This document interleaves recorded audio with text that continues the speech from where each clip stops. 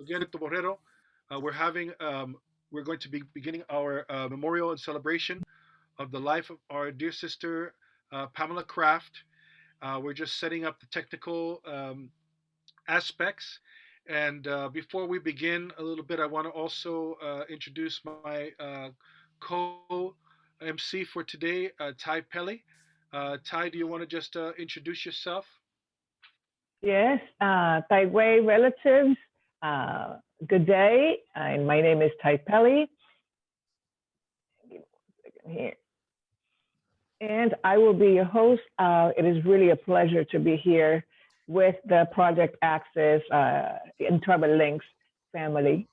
Espero que puedan todos compartir. Me siento muy feliz de estar aquí con ustedes. Y espero que este momento se preste para dialogar y soltar esas emociones que tenemos por nuestra amada Pam. Home. All right, thank you so much, Hahom, for that.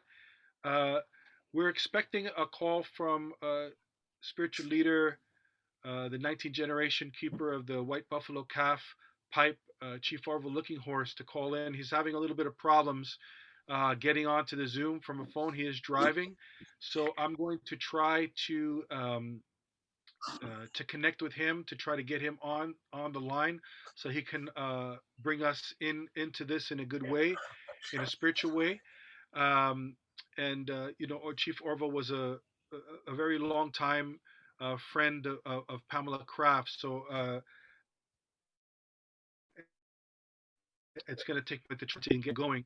I'm wondering if maybe we can begin uh, by just sharing a little bit about Pamela Kraft, who is the who has unfortunately left us recently, this physical world, and uh, to the real shock of many of us who have known her for a long time or a short time. Pamela really impacted lives uh, uh, to whoever she met. And what we're going to try to do today is just to offer a space for people to share feelings, um, express themselves, so we can kind of come together in community. Unfortunately, since we're not together in the physical space, it's hard to offer that kind of condolence. So we thought that we would open up this space today to celebrate her life, to ask folks to maybe come on and share stories about their connection with Pam. Maybe just offer some words of condolence, whatever people feel that they want to share. But there are quite a number of people here on the line with us who are calling in again from around the world. So we're going to ask if people can keep their comments to about maybe under 3 minutes, so that we can make sure that we go to each person. So uh, James Merriweather, I think he's on the line with us. If I can view, I'll go to gallery view for a minute to see if I see James. But James is Pamela's partner, longtime friend, and I want to just invite you, James, to maybe say a few words. I don't know if we have also a video that was being prepared for her already. I haven't seen any update on that, so you could let me know. But James, why don't you, if you'd like to say a few words so that we can begin, I'll try to connect with to see if I can get him on the Yeah, line. well, um, she used to call me Jimmy. She was the only one who addressed me that way. We had a long-standing relationship since the early 70s, and so I knew her through many phases of her life. And she grew up in a Hungarian family that had two other Hungarian families that were her aunts right next to each other in the same community. So she grew up in a little community of three families.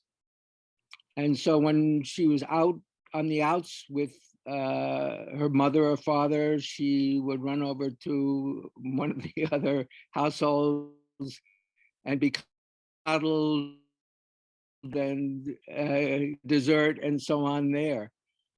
So this sense of flourishing in a community is something that never left her. So when she um,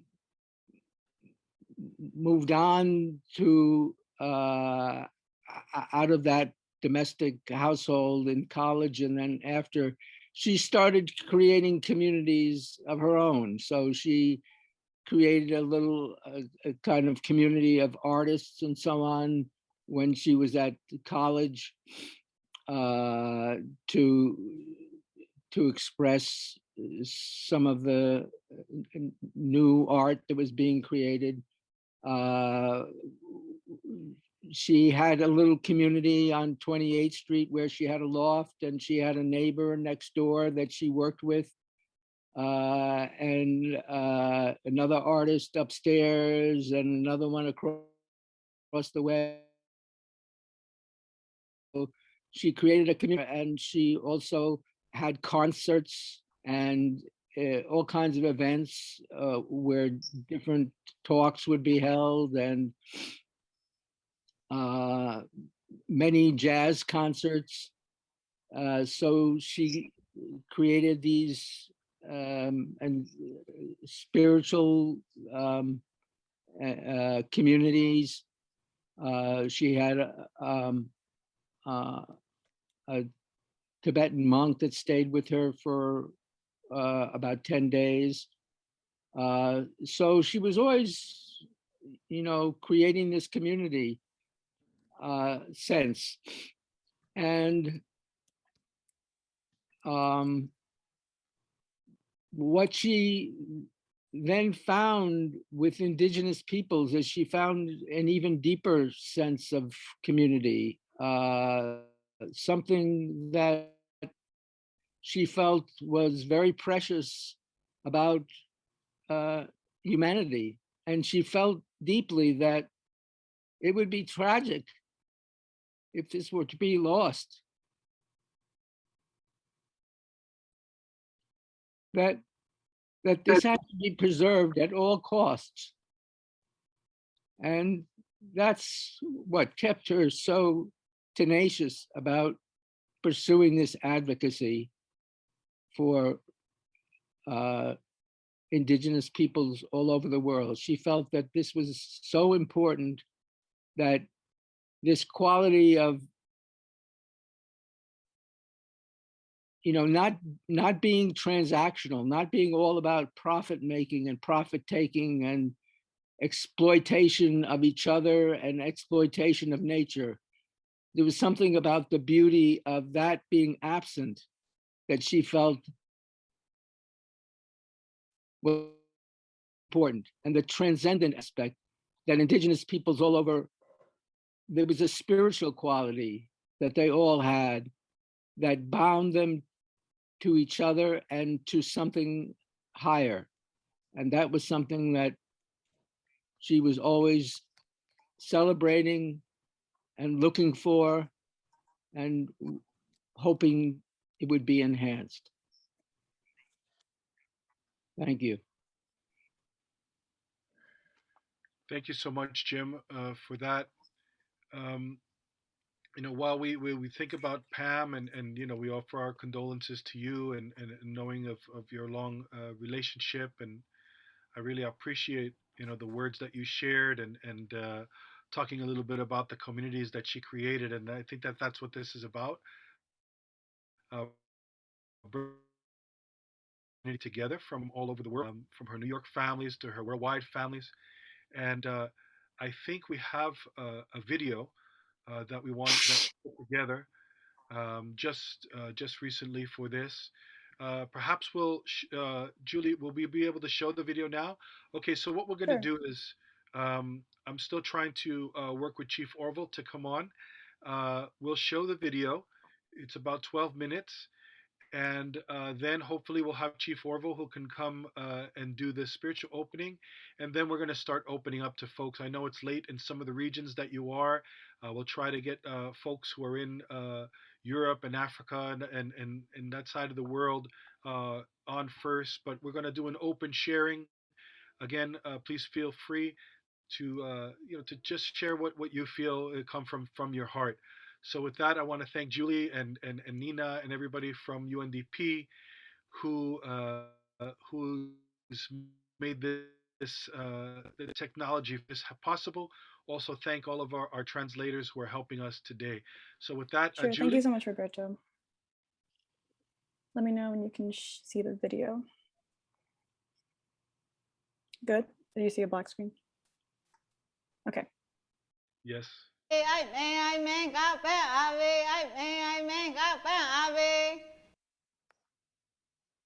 whole organization, and it continues, is asking Indigenous people what they need. Parte de estos acuerdos también debe establecer un fondo climático territorial. We should also establish a territorial climate fund.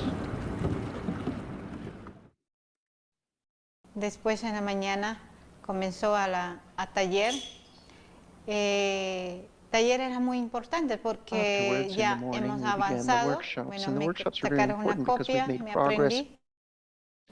Con esto, cómo I- maneja el proyecto, At the cómo copies, I hace para learned how to buscar fondo, cómo hace handle más que projects, how to handle aprender, funds, what cuál are the es other tu things we need to problema, handle, cuál what es are your tu problems, puede what are the hacer más things that fácil, we can do, que eran muy things that importantes were para mí. that were easier. This was very important for me. It turns out to be different things in different times. We are worried that much of this culture are becoming endangered or being threatened if we are not conscious enough to continually developing that culture. The danger of losing it is just behind our doors. Also, again, a lot of what we do is linking Indigenous peoples to opportunities. It's, as was said before, it's a network, but it's deeper than that. My dream and vision and wish all rolled into one is that the bonds of friendship that were established here do not fade away, that they're strengthened continuously over the years and they grow. The main goal with Tribal Link is making connections from different parts of all indigenous tribes. We are helping not for our own cause, but for each other's. It's helping each other with the fundraising, with the proposals, with the information, but also spiritually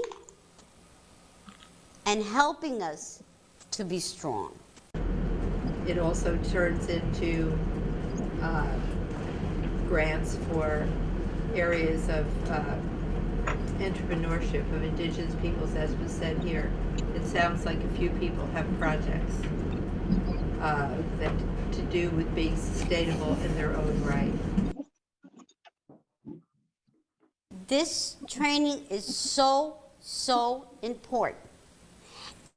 And peoples from all nations. Yeah, the support from traveling is very important. It helps me to connect and reconnect with my indigenous brothers and sisters from different parts of the globe, and also to understand their issues and also to share the concerns of my people, to come up with solutions whereby we can respond to the needs of our respective communities, and also to add pressure to our government to ensure that our rights as peoples are fully respected. The invitation by Tribal Link was very useful. And while it may be easier for us to go to other parts of the world, to even go to a United Nations meeting, our visas are not easily done. All the good things that we plan to do without money, the commitment towards continuing this with indigenous peoples across very difficult regions, I think it's something I'm proud of. My country is 4 meters above sea level, and it is 26 square kilometers of land. Our people have survived on this piece of land for years, for generations. And to identify ourselves with the indigenous peoples of the world is critical to us, because this is where we build solidarity with our brothers and sisters around the world.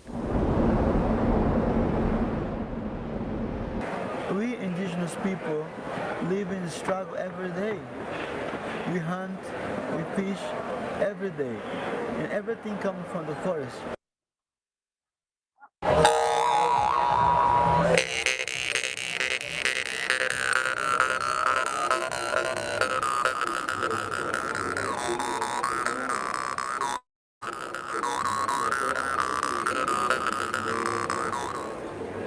We have Pacific, we have North America, we have Africa, we have Russia and Eastern Europe, we have Arctic and Latin America.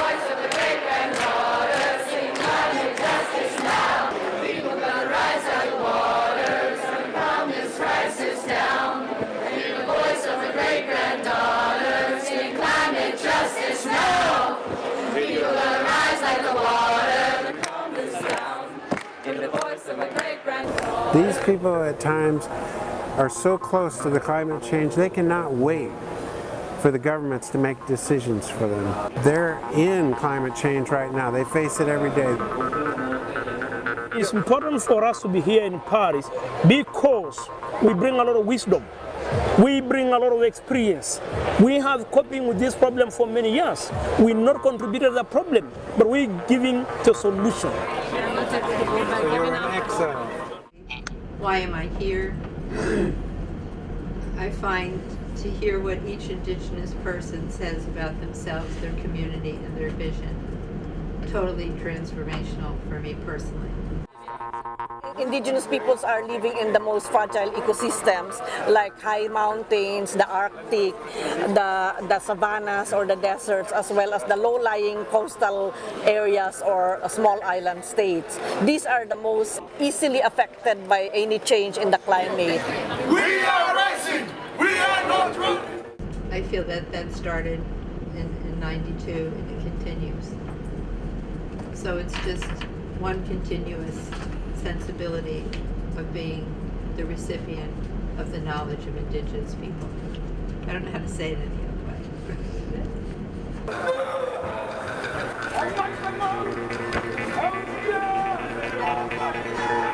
way. The human rights and the rights of indigenous peoples need to be reflected in the final document.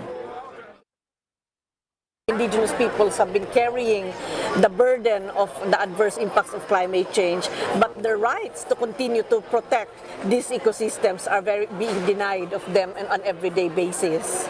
We want to ensure that the temperature of the world will be maintained at 1.5 degrees centigrade, because that's the only chance that we will be able to recover, from the adverse impacts. But we also want to make sure that the emissions from the rich countries will really be drastically reduced. There is no plan B, because there is no other alternative planet that we can go to. We are running out of time. So many people, especially, obviously we're here apropos of the UN Permanent Forum on Indigenous Issues. So many indigenous rights watch groups and so on, NGOs, have come to me and said, this film is our reality. Okay. And so I've been, my consciousness has been elevated as a result of the aftermath of the film's success. How has James Cameron changed as a result of this revelation that this thing has had so much power and touched so many people? What's it like personally for you? Well, it's been a personal odyssey, because I've met so many people who are so in need of some kind of media access, to have a voice, to have their issues understood by the greater public. But these are urgent issues, and so the effect that that's had on me is I get personally involved, and all of a sudden I'm busy and I'm doing things I've never done before. But we really need to benefit as civilized society from the wisdom of these people that have lived this way for thousands of years. Their wisdom is what we're lacking right now, and their value system is what we desperately need in order to survive. What about, you had to move, right? Yes. Okay. All right. A very significant situation, which is I had this most wonderful loft in New York City, Pete, and it was the source of a lot of wonderful gatherings and activities, and I did have to leave it behind. So I think that's kind of changed me in terms of working more on writing about my experiences in my life. And all that occurred within the structure of being a New Yorker. I feel it's up to all of us to preserve all that is wonderful that we come across, people or things or music, that it's very fragile. It's a deep love affair. And I find it a privilege to be in that presence. And like that, with this wonderful evening, there are other things that have that quality, but not so many. And so I feel fortunate to have that opportunity to be here. And what I was speaking to Derek, who was standing behind me earlier, and the idea is to say yes to everything that you hear that feels like it's going to do something wonderful. Mm-hmm. Whether it's hard, or you don't have enough money, or you don't have enough time, it's like you must. That feeling comes over you and somehow it works, and I really love you all. It's very simple. You know, I've had experiences with all of you. I mean, I've known everyone here for a very long time, and it's very wonderful to look out and see you all. Thank you. Thank you.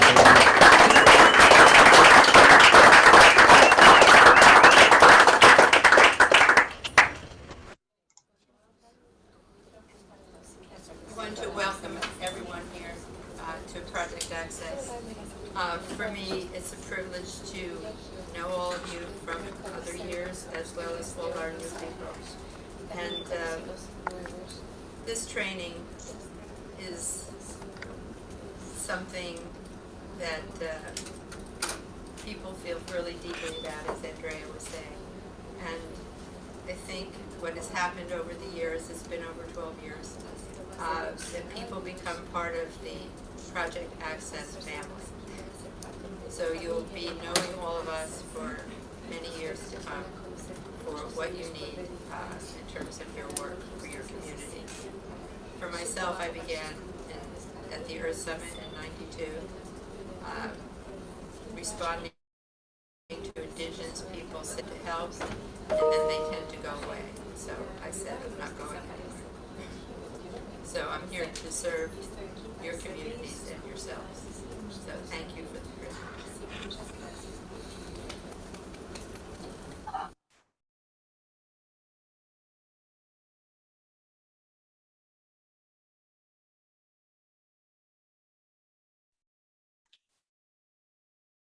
Thanks, everyone. Thank you. Thank you to John Halpern for putting that video together. It really spanned the scope of Pamela's work through the Tribal Link Foundation and beyond. You saw some of the folks that she reached through Tribal Link, in particular, with the program, the flagship program of the organization called Project Access. And from there, Project Access is a to introduce people, indigenous peoples, emerging leaders, and longtime leaders who have not had much experience in the UN system, to try to give them immersive experience within the UN system, so that they can be better prepared to present their issues in forums that para have que sean relevance. mejor A lot of preparados times we focus on the para permanent forum, which representar is why los temas más we importantes decided para to sus hold comunidades. this online memorial event during the permanent forum on indigenous issues, because Pamela was really a staple Hemos during this time. Folks are intentado used to tener seeing esa her around ceremonia and working together with de them during this time period, memorializar and being in y partnership apreciar a with la the Permanent Forum energía de Secretariat, Pamela. UNDP, and others, and particularly the Project Access trainees and alumni. But right Todos now, los we seem de to las have Naciones had Unidas an y todos issue. que fueron parte de los programas Connecting de Chief to organización. Zoom.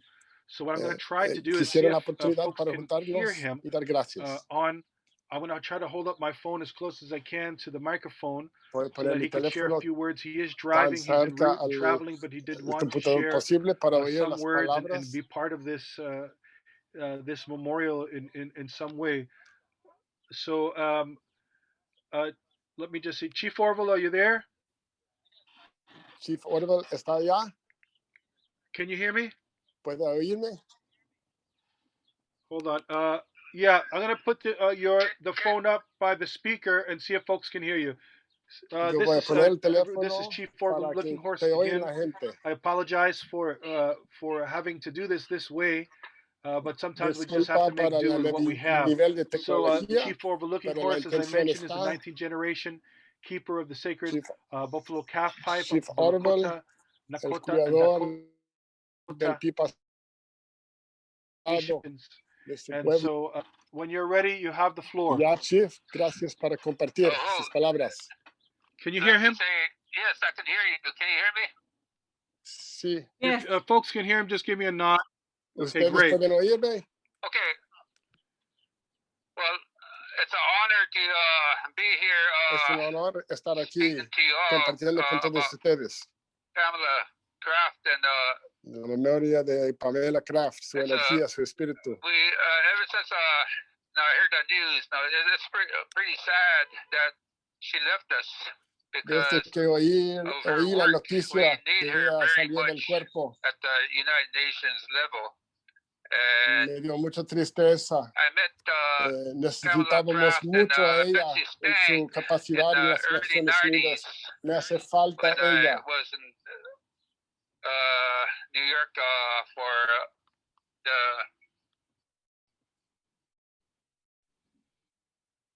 events that were happening here. And anyway, they took me in, and Yo la conocí I'm hace very mucho thankful because durante I'm from the los eventos de reservation las out west Naciones in Unidas hace the mucho Dakota tiempo. Territory, and we have no connections with people out east in New York.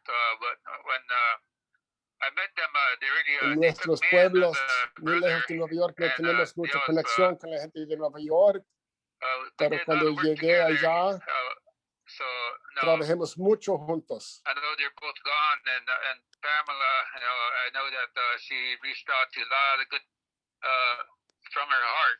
She helped a lot of Pamela trabajaba siempre de su corazón. I'm thinking about her today as I do my prayers this morning, and then I'm going to do a prayer. He estado pensando But in mucho our en ella hoy. tradition, Mi reza hasta we ella. all start a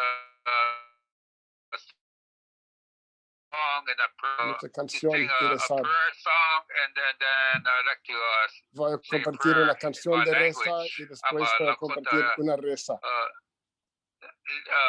spiritual leader, so I think a bundle keeper. So I want to say a prayer. Tokashila washag maya yelo haye. Tokashila washag maya yelo haye. Tokashila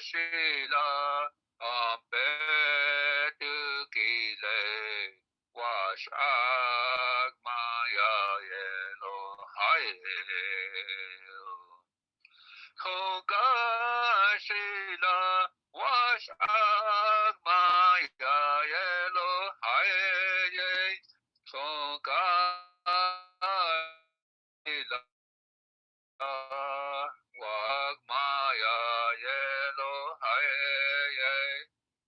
Makashila Apetukile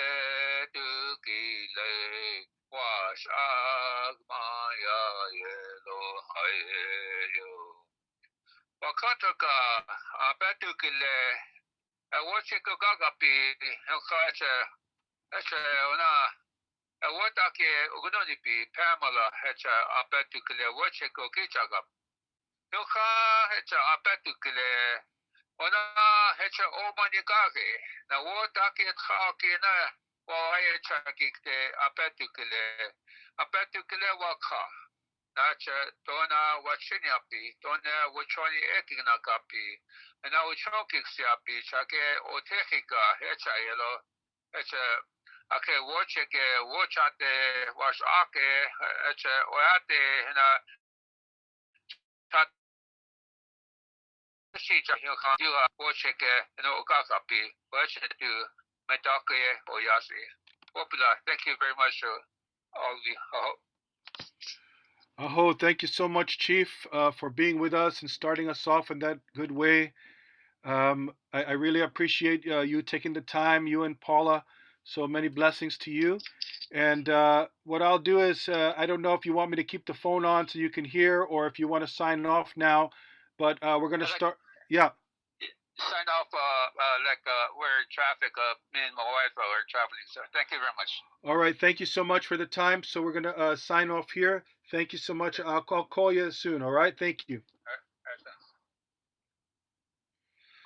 Well, thank you very much once again to Chief Orville Looking Horse for offering that prayer again. I said Pamela and Chief Orville were very close. And just for some of you who don't know about Chief Orville and his work, his status in the community would be, I guess, akin to what the status of the Pope would be amongst Christian people. You know, he's a revered spiritual leader of the Lakota, Dakota, and Nakota nation. So we're really thankful for the time. But I know that there's many people who want to share. Um, I don't have a hierarchy in this, but I do know that some of our folks are calling in from Europe, from Africa, and I know it's much later there. And so let's just start maybe going around, if we can. If you'd like to say a few words, you can do one of two things. Maybe you can raise your hand using the reactions icon at the bottom. If you click on that where it says reactions, that's in the same level where the interpretation was. You can raise your hand through there, and I could just go scrolling through and call on you as I. If not, if you don't know how to do that or you can't do that, please just type your name into the chat, and we'll try to call on you that way. So I see one hand that went up is I see Miriam Masakisa from the UN Permanent Forum Secretariat, and very happy that she's here. And so I'm going to invite Miriam to begin, as we are. Is this taking part as a side event of the UN Permanent Forum? So Julia, if you can unmute Miriam or allow her to take the floor. You can go ahead, Miriam. Yes, good afternoon all. I think, thank you very much, Roberto and Tribal Link, for organizing this very important tribute for Pamela Kraft. I know Pamela since I came here in 2001 for the first time to support the preparation, the first session of the Permanent Forum. I think since that, we have been together always. She used to come to our floor I remember we used to be in DC2, and always coming and asking, what do you think? How should we support indigenous peoples? What would be the best way? Always asking, always trying to find out the way to do it. And then years later, she, of course, had this brilliant idea of the Project Access events and then I don't know how, but she managed to put together some funds, and then we were there to provide the support that was needed. And then she was the #1 person with Roberto organizing, as you remember, the cultural event during the permanent forum sessions. And those times, nobody wanted to provide any support or anything, but they were there. She was there with the NGO for Indigenous peoples. I remember I used to be very close to you. Nowadays, I am a little disappearing with other issues, but I always keep you, each of you, in my heart, but especially Pam, because later I see Elsa. She was at that time my chief, and she will remember that I used to be in different corners in the 14th floor. Once I got my own space, she always comes and visits and sits and dream, and we used to dream together. She used to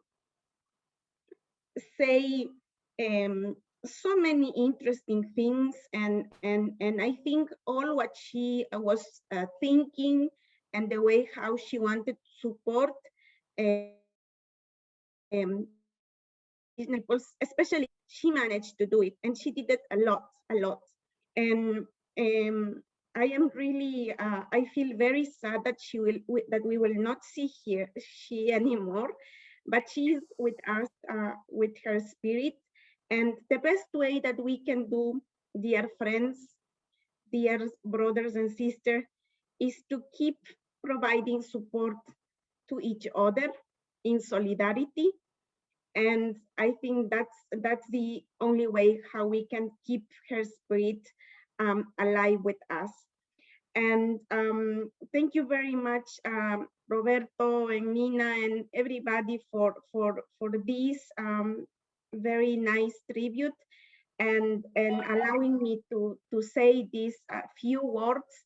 And Pamela, wherever you are, you probably already are shaking hands with Estebancio Castro and with Sixto Masakisa, my cousin, and with so many others who left this world.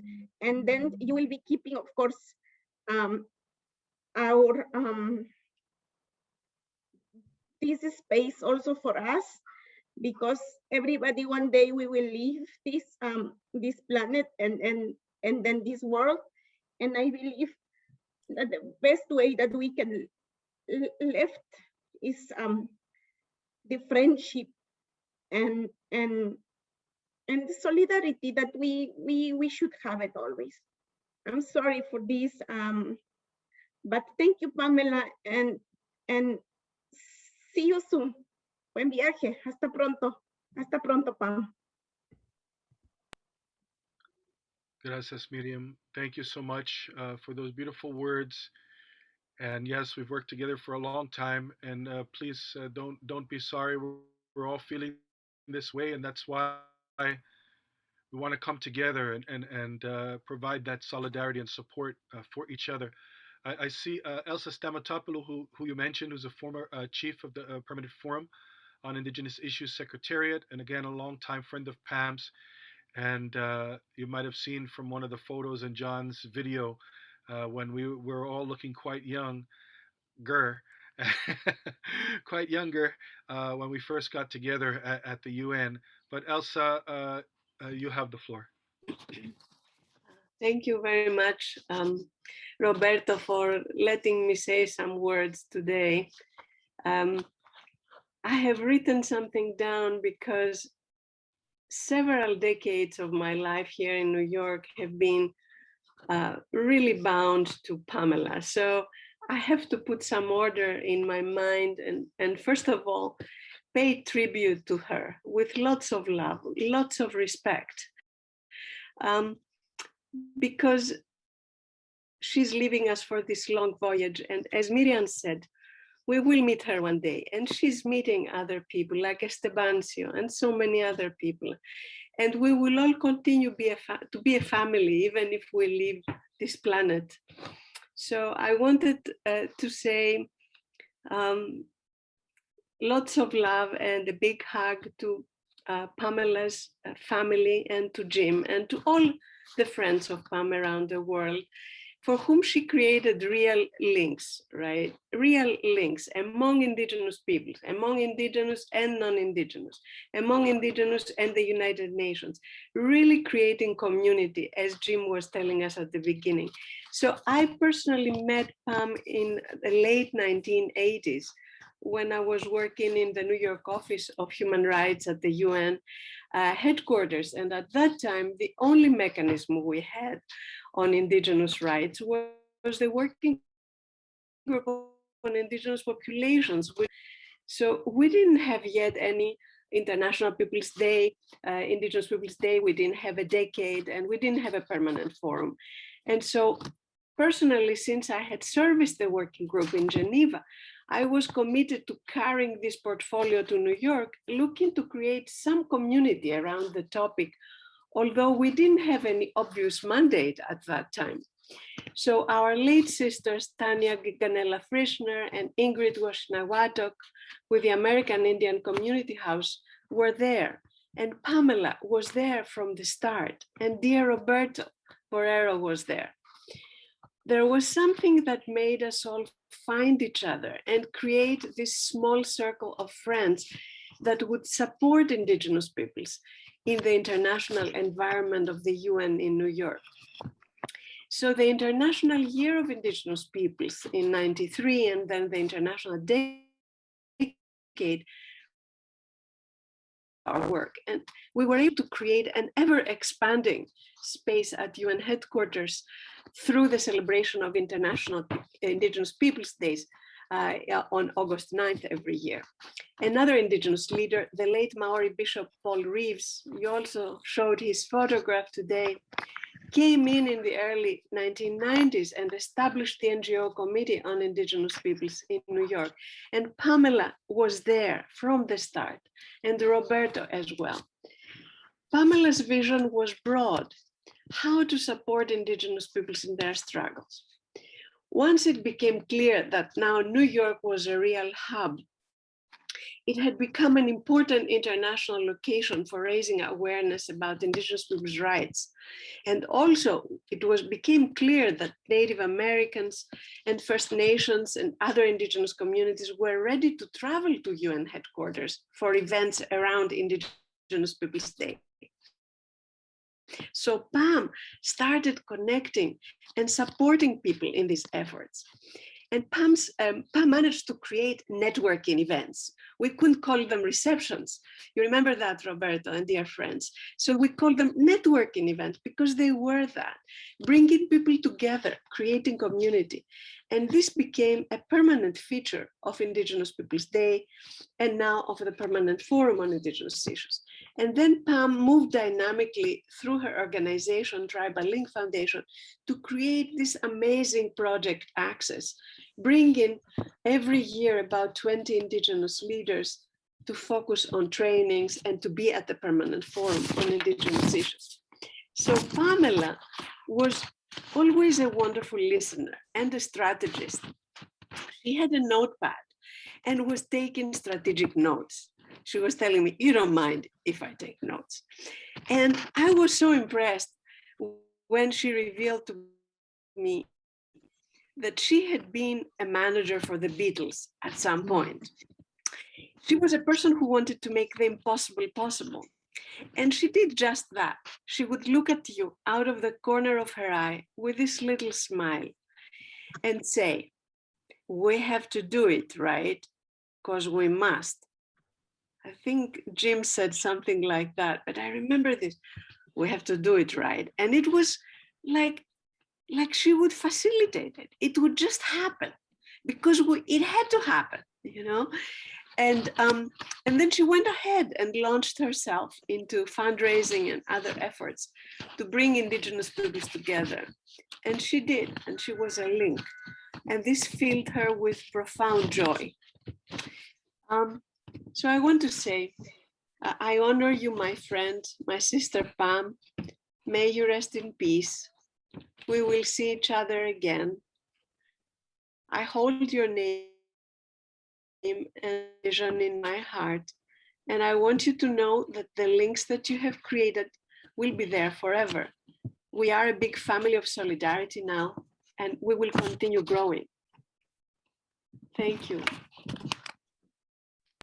Thank you so much, dear Elsa.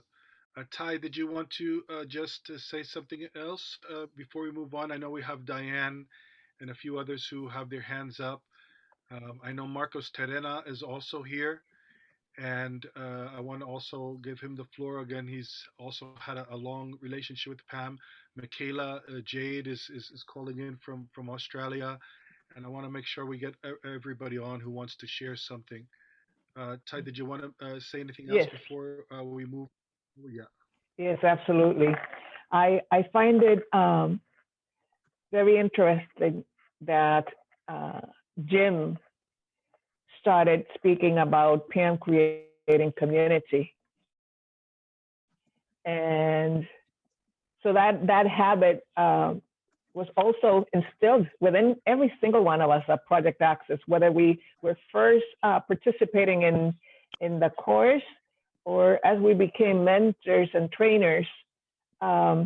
Because of Pam, I was able to bring about issues that were so important to us, and due to the condition, the political condition of our peoples and the relationship with the United States, very seldom did anybody give us opportunities like that. But it also showed us to create family, right? Right here, I know I have my spiritual daughter, Mika, from Australia. And really the Project Access is more than a training. It's really a way to just strengthen that interconnectedness that all of us have. Pam not only was our mentor, she was a humble woman that I think that in her with the softness of her voice and the kindness of her spirit, she made each one of us a little better. And she allowed us to see the light. And I think that that's what she is to me. Un faro de luz, you know, a lighthouse. And I'm very connected to lighthouses. I'm coastal. But maybe that's what she was to many of us. Our brother Damon always referred to her as the godmother of all indigenous peoples, and that she truly was. In you know,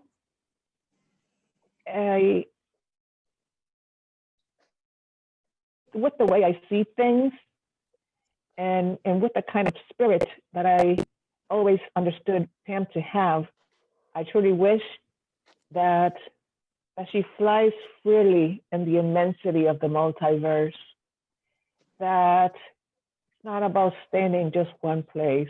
It's about spreading the wings of spirit, spread that shine, and make it to Soraya, our place where all great spirits go and rest.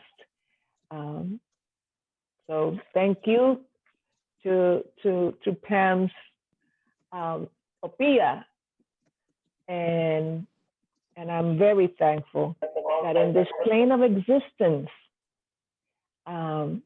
she was really a tequila, a teacher to all of us. To me, it is not about her having left us. It's just this plane of existence. So while we will miss her physical self, I think that we should really concentrate on the fact that her spirit will always be with us at home. Ty, thank you so much for that. You know, just what you're saying, what Elsa's saying, what Miriam has said, you know, talks about this bringing together and you know, us continuing, right, with her work as a way to honor that memory. I want to go to Diane Williams. So, yep, go ahead. Thank you so much, Roberto, and thank you everyone that helped to organize this beautiful memorial and celebration of Pam's life. I just love Pam so much. We worked together for so many years together at Tribal Inc. I was a UN representative, and I never met a more dedicated and committed person in my life, whether it was the world's indigenous peoples or, like Jim was saying, creating community, or her friends. She just had a commitment that I just saw her totally in 100%. And even a few days before she died, I spoke to her, and she wasn't concerned about her health. She was more concerned about Tribal Inc. and what would happen if anything happened to her. So that commitment she made in 1992 at the Rio Earth Summit, she kept to the very end. And I just had the privilege of working with her on Project Access and Healing Circles for the Earth and the Sacred Place at the UN World Summit on Sustainable Development in Johannesburg. And it was always such a magical experience with Pam. And as we all know, Pam had this unique gift that was able to see everyone's highest potential and quietly, yes, yet powerfully support its activation. And I know we're all grateful to her for that, and the most magical people I ever had the good fortune of meeting. And she always infused magic and intuition in everything she did. And as Ty said, Damien called Pam a fairy godmother, and that was so true. She just magically manifested our deepest wishes and looked over us and mentored us and created so many everyday miracles that made us believe in the power of magic, especially when it came to supporting the greater good. And Pam, I just love you so much. I honor you. I miss you already. And I trust we're going to meet again. And I know we're all blessed because we had the opportunity to have you in our life. And I know you're looking over us, guiding us. So thank you. Diane. I want to go in the chat. I was contacted by Eves. Um, he's in from Africa, and as far as I know, Eves, I'm not sure where you are, but yes, you'll go, and then following Eves, we'll have Michaela, and then I'm not sure. I can't see clearly, but I am magnetic color, or I don't know if That's you Emma. That's Emma. Emma. Okay, I'm sorry, Emma. I couldn't see you clearly. So we'll go to Emma next after I says I am magnetic core life or something there. But yeah, just to make sure that we know who's going to go next. So we'll go to Eve, then we'll go to Michaela, and we'll just keep going across as much as we can. You.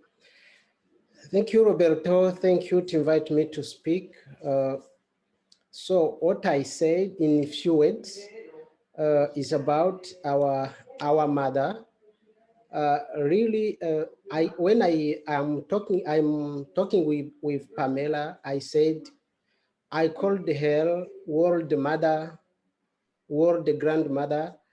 I remember in 2015 when she sent me an invitation to participate in workshop organized by Tribal Link project. So there he supported me. He supported me materially, financially, and morally, so that I can participate in these two major events. Coming in New York, she helped me to get US visa. It was very, very hard, but she did everything in order to get US visa.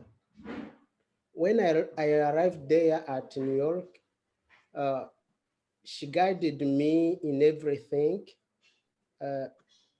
from the hotel, from everywhere in New York, all arrangement. She did everything as his child. Also, she has intervened in many things in my community about violence, in everything. So when I hear the loss, the passed away of our mother, I really shocked by that bad news. So we hope to see her in, because we are, all of us, we are in the way. So hope to see her soon. Thanks a lot. That's what can I say in few words about Pamela. Thanks. Thank you so much, Yves. I'm glad you were able to tune in. Thank you for sharing those important words of how she helped. That visa issue was always very hard for many. And as Diane said, and others, Pamela had a way of working magic and connecting with people to make things happen. Michaela, why don't we go to you next? Warami, thank you. Thank you for holding space for this place to grieve. It's been very difficult for us all around the world not being able to feel connected to the tragedy of Pam's passing. My name is Michaela Jane. I'm a Darug Carabrical woman from Australia. Country is Kaima, the Georges River, and Liverpool areas of Sydney. And I'm still grieving, and it's been hard to find words, but I've written something down, so I might just read that if that's okay. I first met Pam in 2014 as a student of her Tribal Link Foundation, and today I stand strong in the knowledge that my life and my life's work are a strand of Pam's masterpiece. What I came to learn through Brother Damon is that Pam really is a real-life fairy godmother, but she's also what we call Dien Guranang Bangala, which is a grandmother weaver. Like grandmother weavers of my ancestors, she started her basket with the best strands she could find. And though her feet were planted on Lenape country, her reach to find the strands of her basket was global. I saw her skill in finding the right people to weave together. Every person I met and worked with through Pam demonstrated the qualities needed for such a masterpiece: strength and integrity, and ability to not just work with, but be woven together with others. Her flexibility, as well as great color. As a single thread, we could be strong, but she knew that in weaving us together, we could hold the world, even in the most desperate of times. Another strand in Pam's basket was friendship. She made us feel at home and safe in a place that was foreign to many of us. And she showed us the secrets of New York viewed through her songline. Her network was vast, and when we needed strands for our own baskets, she was committed to finding exactly the right person to help us move forward. And at times, our own small woven rose became a weaving that joined to Pam's masterpiece. There were so many strands of Pam's basket represented by us here today, but many, many more, both here and in Bora Nora, which is our sky country, now together with Pam. I've been totally blessed to have been one of the people Pam chose to weave with, together with you all. And you're now my family, and my commitment to her legacy is strong. And until I see you again, I'll hold you in my heart. Thank you.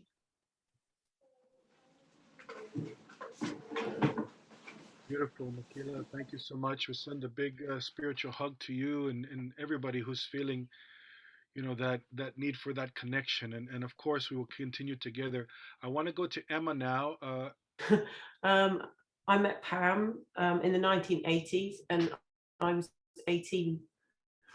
I could have led a very different life, and she showed me. I got to come in and assist her and sleep on her floor of her loft for years to come, for 3-4 weeks a year. And she showed me a truth that once you listen to it, you couldn't deny it. And it changed my life. And she became a mentor for me for the rest of my life. And I set off in a very heartfelt way, because she seemed to know that if you had something really passionate, that it was creator given. And if it was creator given, it was wonderful, and therefore it should be nurtured and respected and encouraged. And she saw that in absolutely everybody. She had a beautiful way of making everybody feel that they were the most important person in the room. And she's kind of led me on my journey to live from my heart. And she used to always say, live from your heart. And it allowed me to live from my heart to the point where I was guided very spiritually, and ended up on the other side of the world working on coral gardens and working with communities, growing coral and doing all sorts of things. And my life could have been very different. So however much she touched everyone's lives, she completely and utterly changed mine. And I am privileged, heartfelt privileged. Thank you. And I will miss her very much. And seeing all of this with everyone, wow, what a lady. So God bless her. Thank you so for having me speak. Thank you so much, Emma. Big hugs. I want to go to Marcos Terena. Marcos, can you hear me?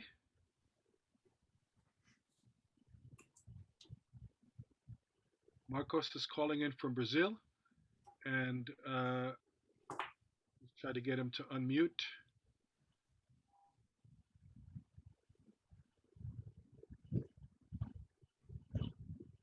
Okay, I think you can go now, Marcos. Buenas tardes. ¿Me escuchan?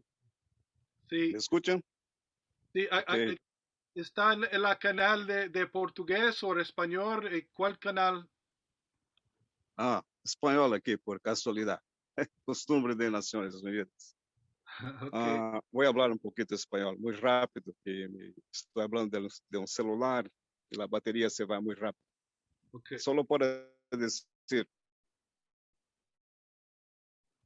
gracias al Gran Espíritu por la oportunidad de conocer a ustedes que están haciendo esa homenaje a Pamela y también por tener conocido a Pamela años. Me siento muy honorado por haber conocido a Pamela. De los pueblos indígenas aquí en Río sobre desarrollo y medio ambiente. Pamela era una mujer muy discreta, pero Pam was a very discreet woman, very intelligent, very wise. Claro, reconocen bendiciones y cosas buenas que hizo ella para nosotros, los pueblos indígenas. Y ahora está en el campo de las estrellas con sus ancestros. Quiero decir para ustedes gracias a Pamela por todos sus trabajos. Y una vez, un día ahí en Nueva York, que me llamó para comer, almorzar con la mujer de Ban Ki-moon. Pregunté por qué, porque yo. Ella dijo, porque ella va a dormir con Ban Ki-moon. Y tenemos que aprobar la declaración de los pueblos indígenas en la ONU. Bueno, entonces fui ahí a comer con la señora. Algunos años después, algunos meses después, septiembre, se aprobó la declaración. Pamela, inteligencia, estrategia. Y ahora todos nosotros decimos gracias, Pamela. Que te vaya bien desde mi corazón también como indígena de Brasil. Y también quisiera, Roberto, hacer mi homenaje al hermano, nuestro hermano, a Estebancio, que también se fue. Uno de los hombres más inteligentes en términos de Naciones Unidas también. El Gran Espíritu, Hanai Chitukovich, siempre puede cuidar de nosotros en nuestros caminos y a esas personas espiritualmente. Gracias, gracias. Buenas noches.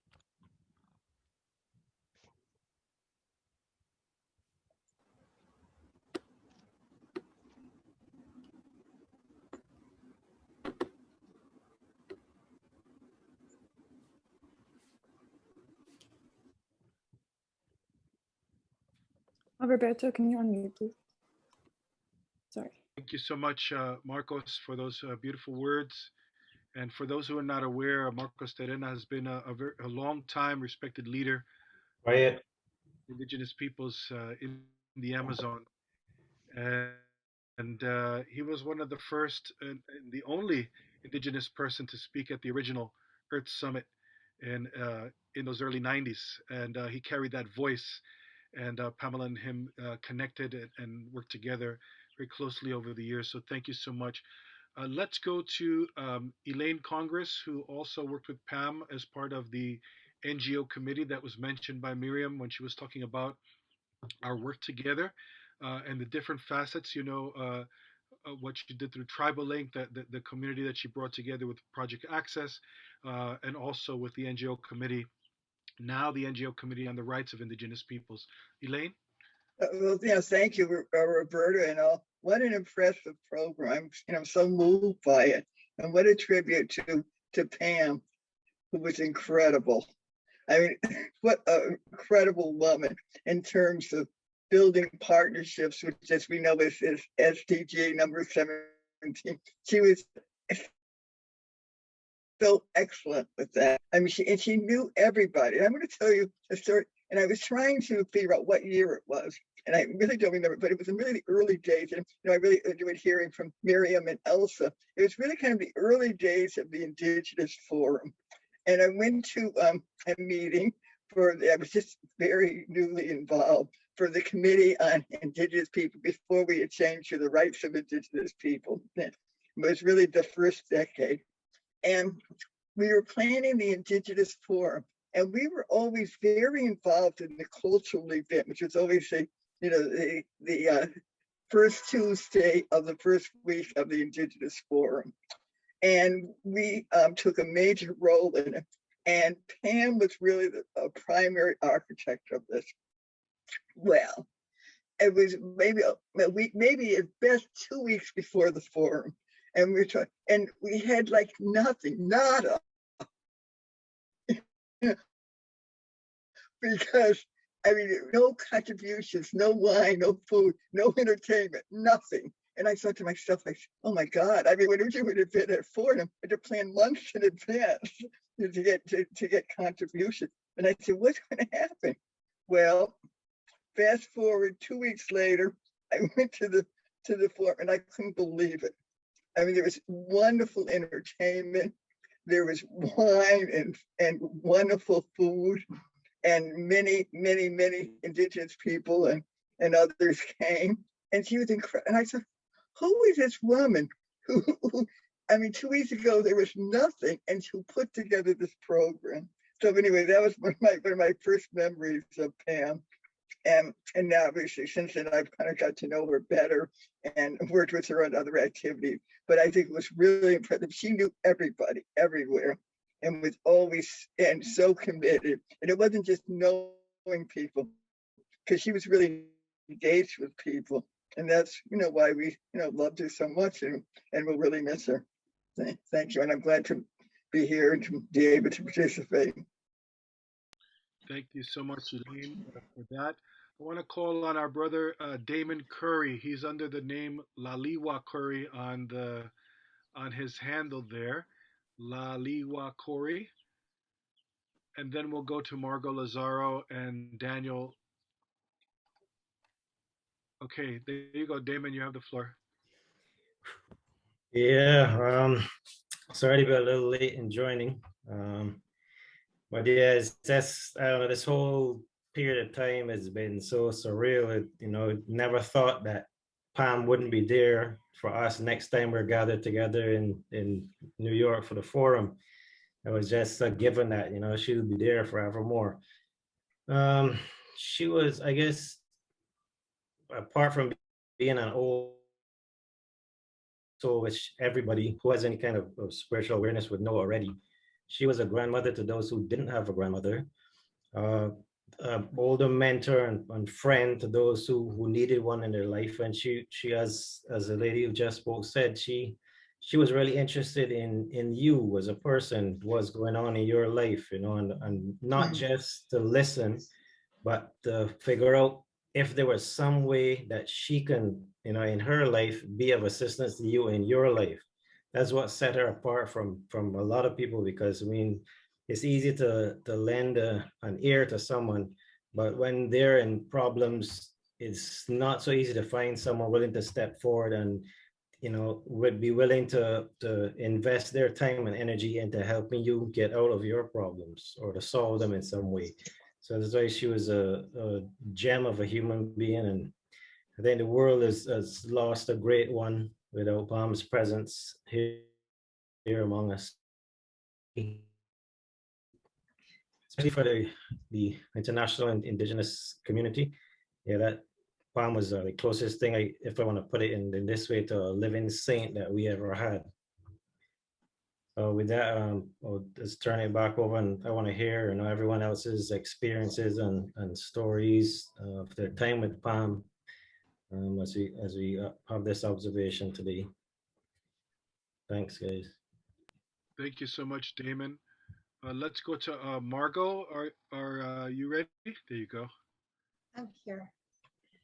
You know, I didn't know this for sure, but some years ago, I nominated Pam for an award with the Committee on Spirituality.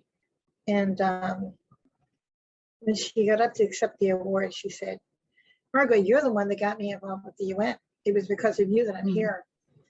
And it's funny, but I remember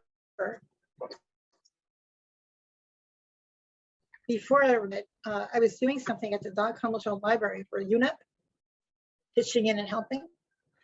And I saw this woman walking by, and we needed another person to help us. And I said, can you help us? Can you just come help us? And she just said, she trusted me. She said, okay. And that was the beginning of our friendship.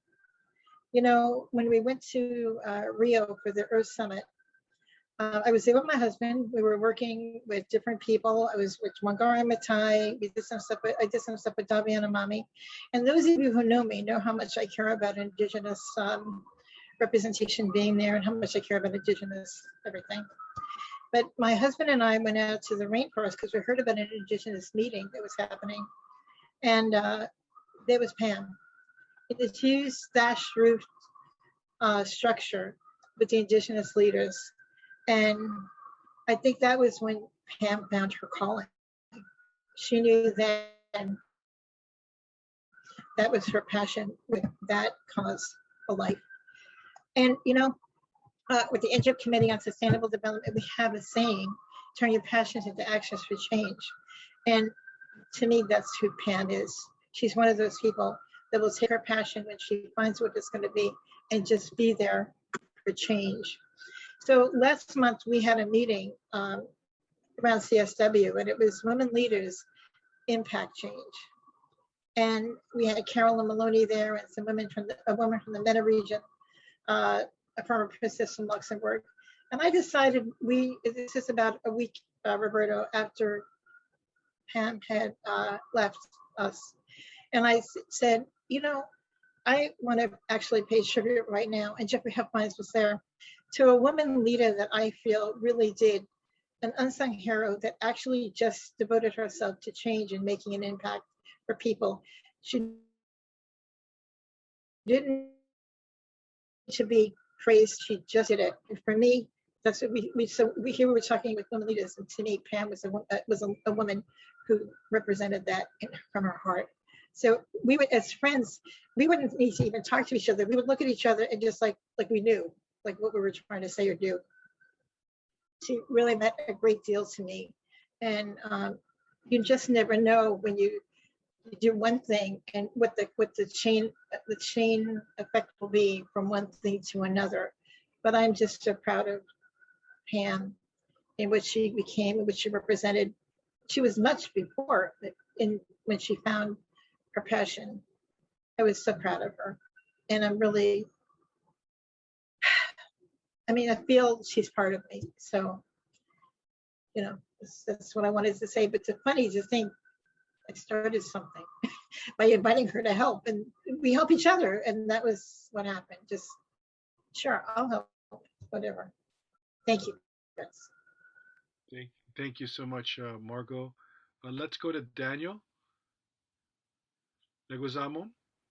Hey, Hi, Daniel. You Where are hear you me? calling from, Daniel? I'm calling from Colombia. All right. Can you hear me? Yes, we can hear you. Welcome. Okay.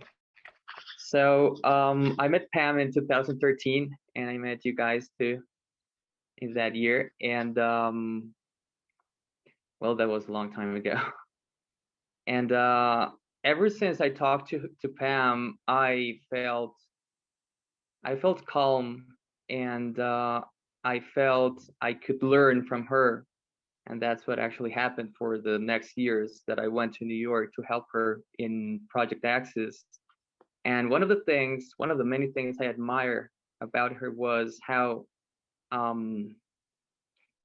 much care she took of every single little detail, from the tiniest thing to the biggest picture. So that's something I really learned from her.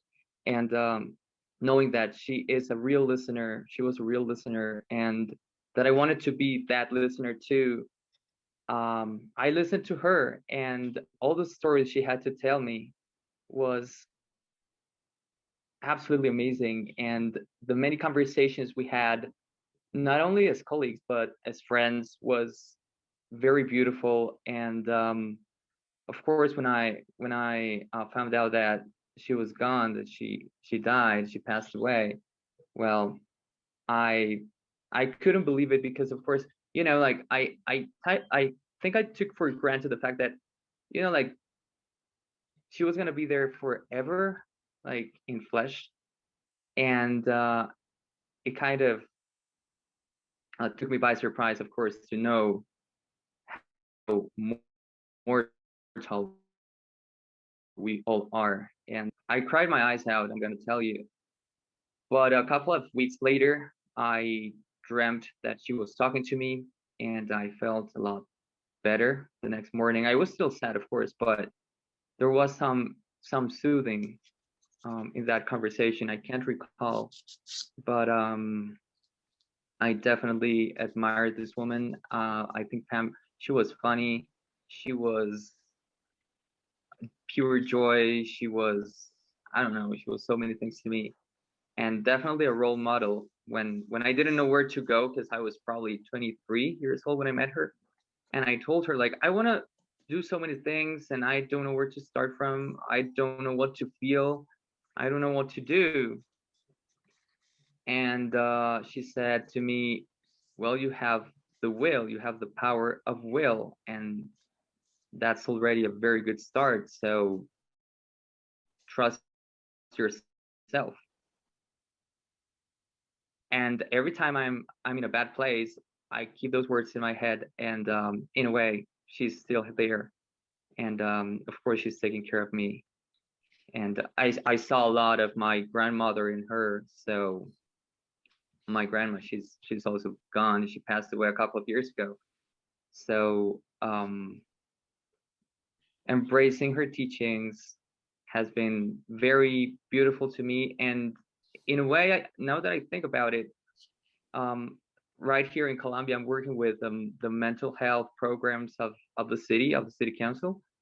And what I have been doing so far is gathering people around the same subject, which is mental health. So in a way, I am replicating what Pam taught me to do, which is getting people together. And yeah, that's it. Thank you. Thank you so much, Daniel. Grove? Hi, everybody. My name is Grove Harris, and I knew Pam through my work at the Temple of Understanding. And one of the better things that happened to me there is that Pam followed my organization into a shared office space at the church center. And so Pam and I bumped into each other quite often as part of the late night crew. And she often would go up to John's sandwich shop and buy herself a tuna fish sandwich. And then she would eat half. And then when I came in from my work at the UN, she would insist I had the other half. And it was fantastic because it both let me know that I could be the kid who wanted the sandwich, but that also I was getting older and approaching the age when you only eat half. So she was a phenomenal friend and spiritual advisor. And she always said when she was making decisions about whether to go to a particular conference, whether to try and organize some huge event at some conference, she always just kind of quietly walked it through and waited to get signs from spirit about what was supposed to happen. And so I so admired that, because, you know, my thinking processes are somewhat stuck in the rational when we can't know. And her work was always just spirit-led and spirit-infused. And she had the kind of both presence and humility that comes from that total reliance. And she also was a personal advisor to me over some challenging circumstances in the last year. And she was always counseling me to, okay, watch, see what you can learn. Let's learn from another person's style. And that I just am really hoping that now I have to remember that myself, that people do things in different kind of ways. And my job is just always to learn. She also was a fantastic advisor about some of the formalities of the UN. When I got called on not knowing exactly the right resume-like format to jump through some UN reporting hoops, you know, it was Pam who said, I'll take a look and I'll show you mine, and you know, we'll just work through this together. And that kind of colleague is invaluable, as y'all know. And the last time I spoke to her, she was in rehab, and I managed to get through, and I just said, hey, want you to know we're all in your corner. And she basically said to me, you know, right now this is not a great time to talk. It's not real private right here, but are you okay? Can we talk next week? And it was like, even in her time of need, she was, you know, God had said, yes, I need now. But of course I didn't, and I'm grateful to have had that connection with her. And I'm also really glad in my own sad way, because I started in this session feeling like, but you don't understand my loss.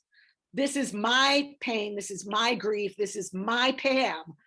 And it is just so helpful to understand that there are so many who share that intimacy and that feeling that Pam was a real gift in all of our lives, and that she will be both present in spirit with us and also sorely missed. And I'm so excited that her project Access is just totally launching itself in an, you know, enormous way, that the work that she has fostered for so long has gotten wings of its own. So I figure she's, you know, watching us and with us still. So anyways, thanks everybody for being here. Thank you so much, Grove. I want to go to John Halpern, and then we'll go to Carol Dugar. So John, if you can unmute yourself. Thank you, Roberto. I expect that you can hear me. So thank you everyone for creating this holding space for Pamela today and for each other. And it's just astonishing to me that, as it is to all of us, you know, that someone who's so tangible, vivid, and present in our lives can suddenly, you know, change states so quickly. We were with Pamela when she passed away in the ICU in New Jersey, and it was astonishing, many things that happened there at the time. Pamela, we were told, was unconscious, but somehow we all were talking with her and encouraging her to be content that everything's perfect, and we loved her. And unusually, a friend of ours brought a little piece of salt that was part of a ceremony for a guru in Nepal whose body had shrunken. This salt was given to us at about 12 o'clock in the afternoon, after most of the life support systems were being taken away from Pam's body layer by layer. I went upstairs very quickly and placed the salt inside Pam's mouth as a kind of blessing and connection with that Lama, that guru whose body had shrunken in Nepal. James and I were in Nepal for the ceremonies for that Lama, and during that time, Pamela's dad passed away. And I remember was missing us quite intensely when her father passed away, that, you know, there's no time or space between us, Pam. About 3 minutes after Pam's body received the salt, we looked up at the blood pressure count, and she had passed away. We were reading the Tibetan Book of the Dead to her. She loved that content, and we would read it for friends who had passed away regularly. So this was all kind of, you know, the funny thing is we're here. Pam's not physically here. These ceremonies, like this memorial, help us to let go and accept that she's gone. This is as much a healing for us to be here, and this community that appears spontaneously around the world. It's just like the fires are so warm from what Pam had created from kindling, from her heart when Jimmy and Pam were in the summit in Rio in '92. So I just want to say thank you again to everybody, and thanks for watching the film in the beginning of the show, this program tonight. We had a very short time to put those materials together, and there's an abundance of other materials that Pam and I and James and Emily and Betsy, we talked about creating a website with jazz tapes from Pam's loft, other events that happened. Obviously, for me, I've had the enormous privilege of filming Pam's work after I came back from living in Europe in the 90s, and I think I've filmed at least 100 hours of materials from Project Access, interviews one-on-one with some of the people that you saw in the film. So it's great to see everybody again and to meet new friends. And we know Pam's work in her wake, the wake, you know, like a boat leaves a wake, and maybe we're more awake to the work that Pam started and that we're part of, that we'll continue to ride in that wake and to nurture it as Pam would want us to, which means, you know, through vision and intuition and determination and going with the flow, being fluid. We've learned about that, haven't we, in the last year?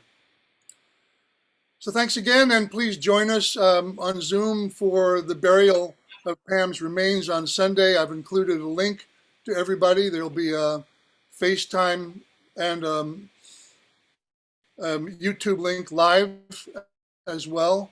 But please join us more intimately on the Zoom link Sunday at 1 p.m. Eastern Daylight Time. All my love, and thank you again, everybody.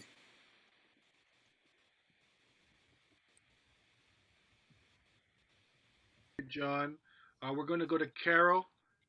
Then we'll be going to Ghazali, Carson, Nina, and then Christina Varan. Okay, so Carol, you have the floor. And greetings to all. My name is Carol Duggar. I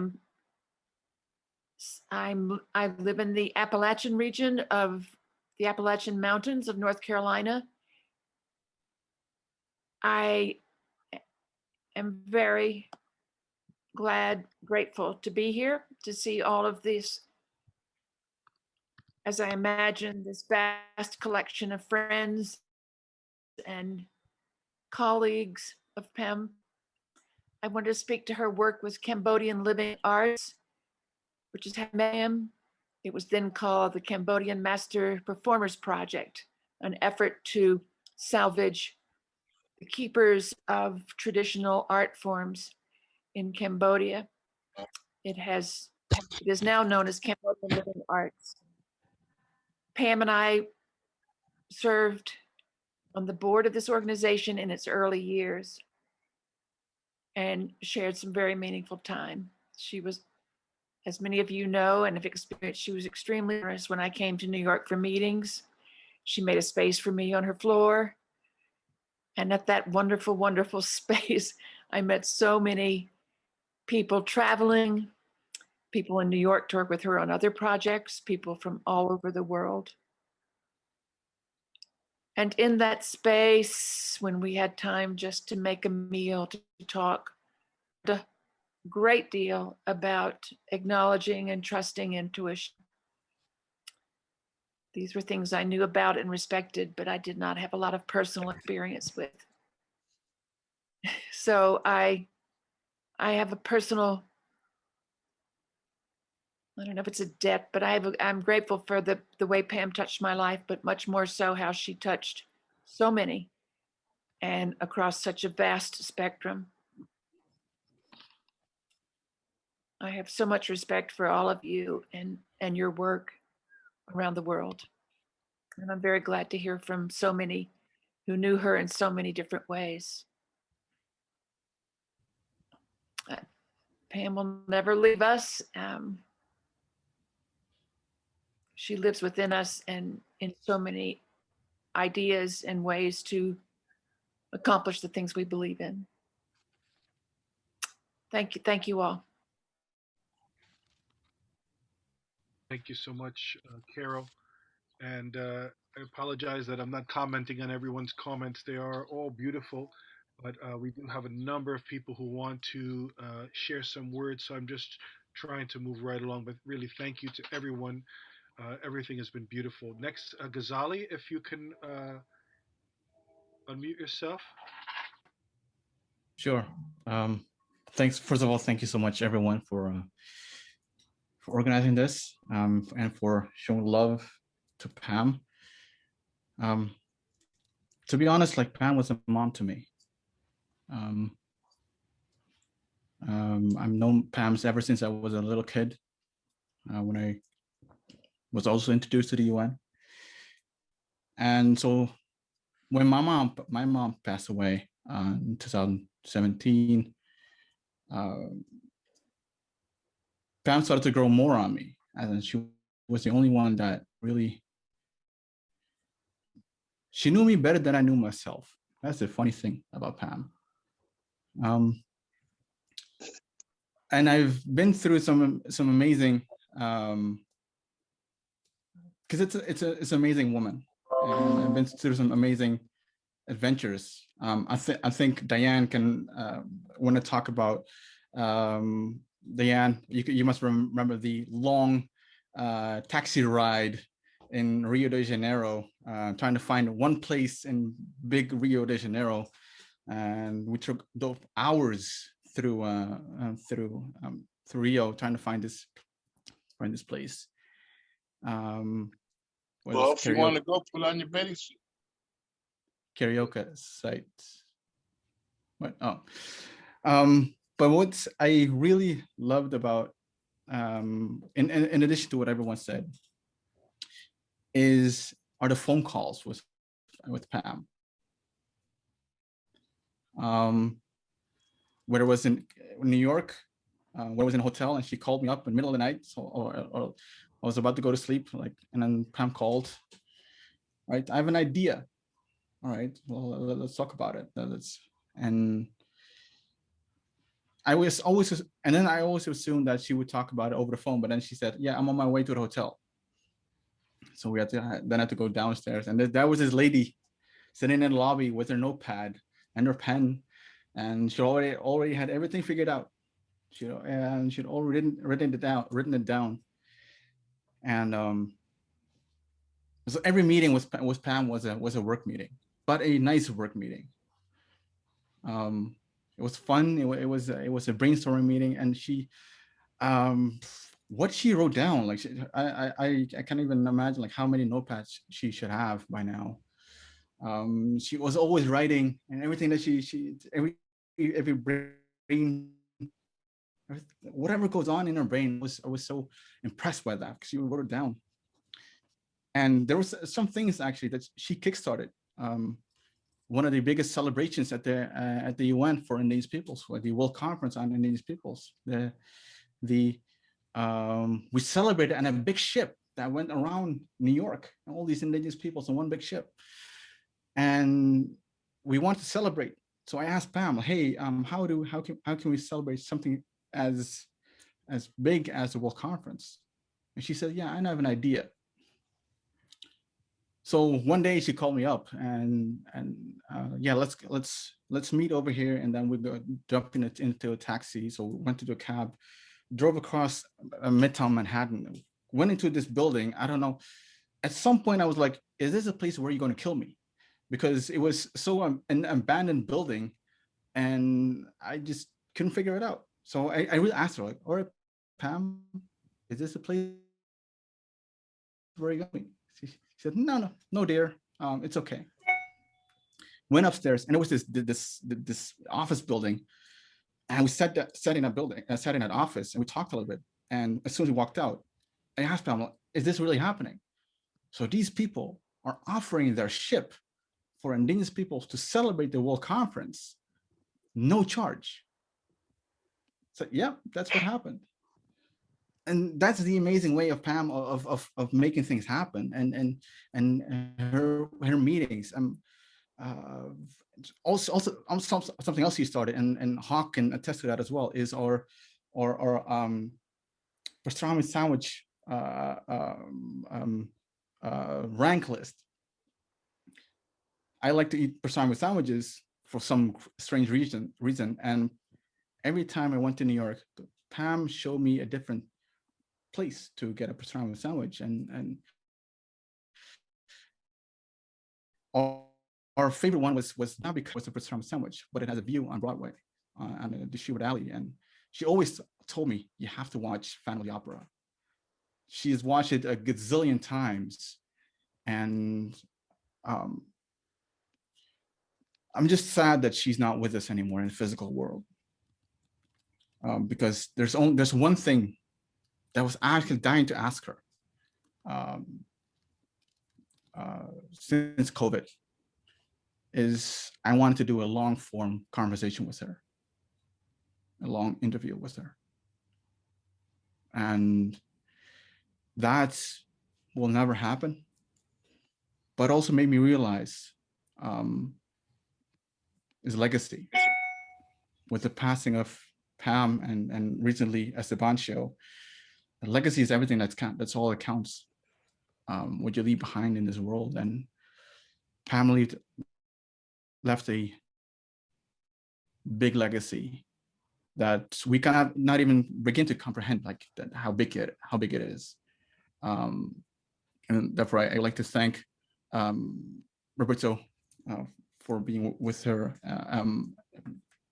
John, Tom, like, I don't know, there's so many people, but one person in particular, James, Jim, thank you so much for being her support, being with her. If Pam was my mom, I always saw you as a dad, actually. I remember when we went to New Jersey to take the photos of the building. We loved it. Having the dinner at the Italian place, I can't remember what the name it was, or many places. But yeah, it'll be difficult to continue the work, career, quote unquote, within the Indigenous movement without Pam. But the crazy thing is, the sad thing is, but maybe also the good thing is that we have to. So I don't know if that makes sense at all. I just wanted to share some stories with Pam about her, to celebrate the life of this amazing woman that will always have a very special place in my heart. Thank you. Ali, and I know she loved you, and I know this is extremely hard. We lost a lot of good relatives in recent days. You're just connecting with the family of Estebancio Castro, who we mentioned in the beginning, who also just passed away. Another great leader. Recently, Ladana Brave Bull Allard has passed away. You know, the list is grows and so many. So it's a hard time for us. But thank you so much. I want to go to Carson, then Christina, and then we'll play a video message from Sandra, and then we'll continue. We have a few. We're probably going to go a little bit over, which means we may not have translation too much after, but let's see how we do. So if you can keep your comments a little bit concise, so we could try to get everyone on, that would be helpful. So Carson, are you ready? Yeah, I've been listening to all our statements. That's more of an official term. This memorial of dear Pam, and it's been very emotional for me. And Pam was a person who gave me a purpose uh, in my life, if I can say, because for a very long time I was just trying so many things, and yet I knew what I wanted to do. But when I met Pam, uh, things just changed, and I got a very powerful function, a very powerful purpose.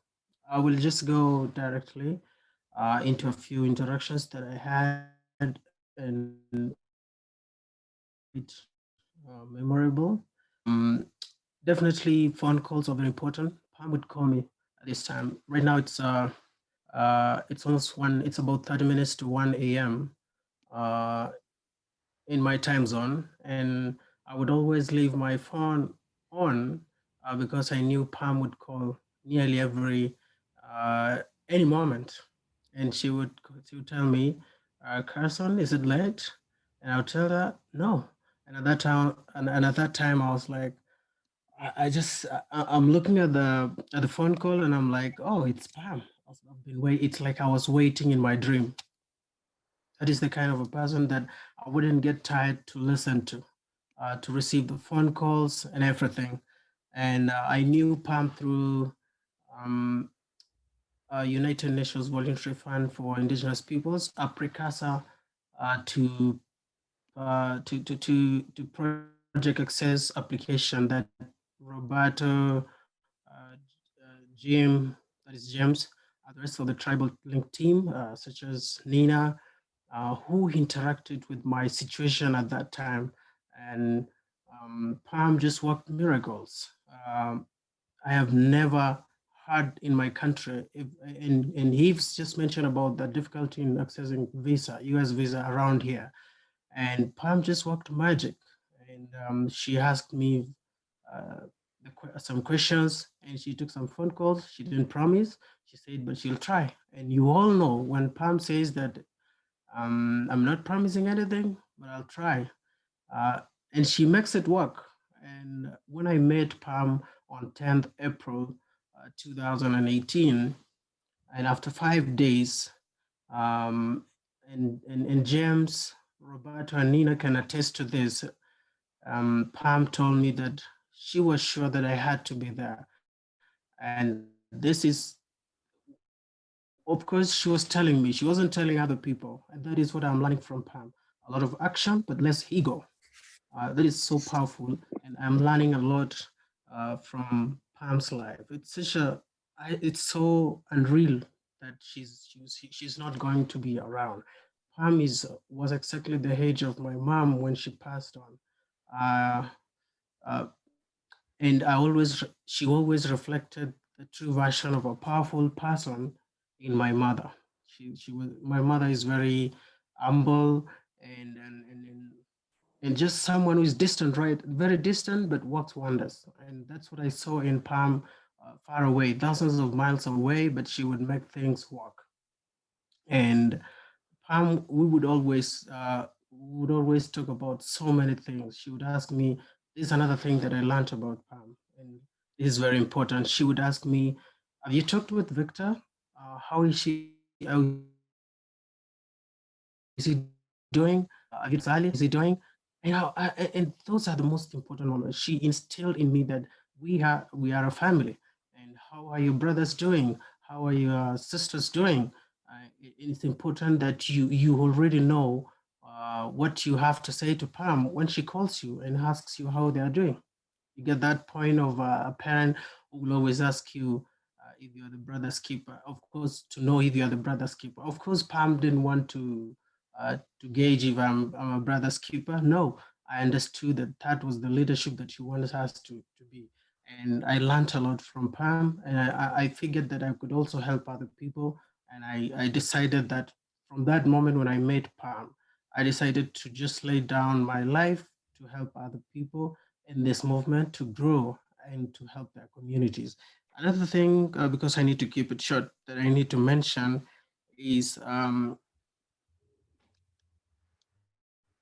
like Pam could, you have said it, she could make it work. And she would ask you, first of all, how, what you need. She would want to understand your particular needs. I remember the first time when we met, of course, she knew a lot of other leaders in my country, a lot of other indigenous leaders in my country, but she had to ask me. And we met at Millennium Hotel, just right across the UN. And she sat me down for like 30 minutes, and I never knew that there were other people close that she wanted to introduce me to, but she needed to understand my needs first. And when Pam, she talked to me for more than 1 hour, and she understood what I needed, and she introduced me to a lot of very incredible people. And I'm super grateful. And like I said, I can't believe that Pam won't be around to just do what she usually does at the moment. And I always called Pam as well to update her on my growth, on what needed to be done. And the last moment that we spoke was on 29, I think it was first week of April of February this year. And she was telling me about the plans that she had for tribaling, um, about the youth, and very important things. And she would write. I heard Elsa saying that she would ask you if it's okay to write. But for me, Pam wouldn't give me opportunity to ask that question. She was telling me that I've been taking notes, Carson, and I hope you're doing the same. And so Elsa knows because we were also in some conversation about other things. And those are most memorable moments that I have um, about Pam. And it's my prayer that their family also knows that we love Pam and we felt her life in this right now. And the last thing that I want to say is that Pam would tell me before we finish any conversation on the phone calls, and I saw that also Nina was saying, was Pam would tell me to be continued. She just says, bye for now. And so Pam, I'm just saying bye for now and to be continued. All these works. I promise to do everything to cement your legacy and to help the indigenous peoples realize their self-determination.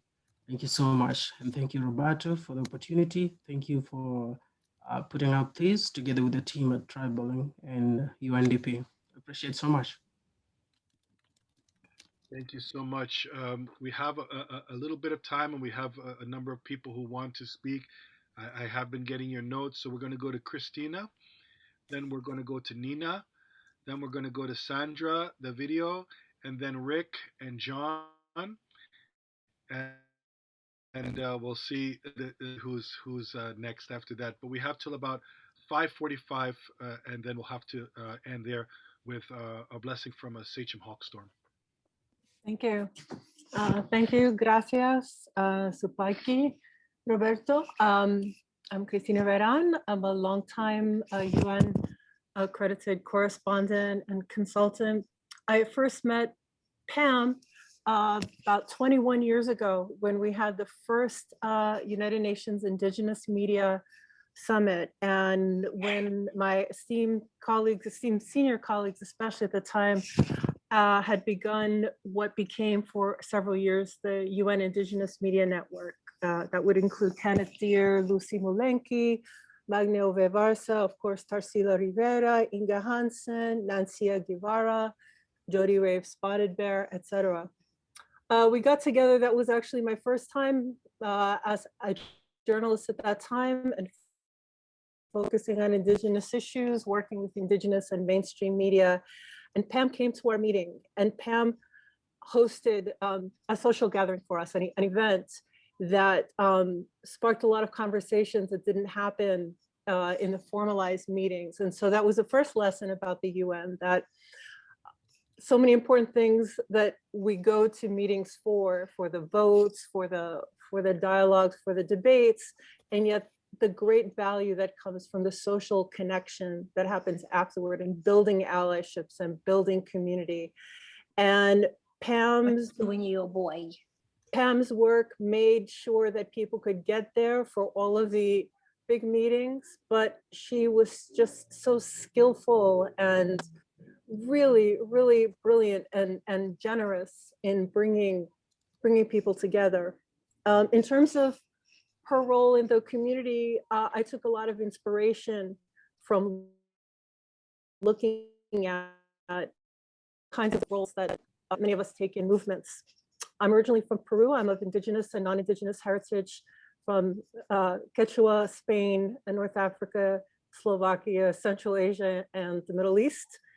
And I said, I live in the Americas. I'm an assimilated person who's proud of my Indigenous heritage, but clearly I'm not there to represent, the communities of people back in Peru. So I would have conversations with Pam and how does one be present and assertive, but also humble in the sense of providing support, being a bridge, being an ally as a person in New York who's very far from communities on the ground, with my ancestral communities and also the communities of all my friends and colleagues who are dealing with immediate emergencies. And so I saw how Pam took on this kind of work as a therapist, a friend, as a strategist for so many people. And I've tried to follow that kind of path, as from obviously a younger generation, but to look at those are the kind of ways that we can be supportive and present in our movement. And I just want to say that like others, especially Ingrid Washino-Wantak, Mililani Trask, and others who from the very beginning, I think really hammered the point home really hard to folks that it's not just about looking at your own community or your own region, but the great value in building these international communities where you can have Maori land rights experts meeting with Maasai, and you can have people from Chittagong Hill Tracts convening with Sami, and all of these different regional things. Pam was a focal point in making actions, in making sure, as Carson just mentioned, encouraging you to connect, like not just be in the meeting, but kind of nudging you like, hey, she would often grab someone in the hall and have me talk to them and say, you should interview them or they should work on this. And to make you get out of that shell of just who speaks your own language or who comes from your region. And so that kind of vision, that kind of visionary, that kind of generosity of spirit is something that I will keep with me always. I'm grateful for every moment that I've had with Pam, every moment of advice, fleeting or long-term, and seeing such a beautiful community here gathered in her name just underlines for everyone that her work and her love will go on. So thank you. And we're going to go to Nina, then we'll play the video from Sandra and Rick.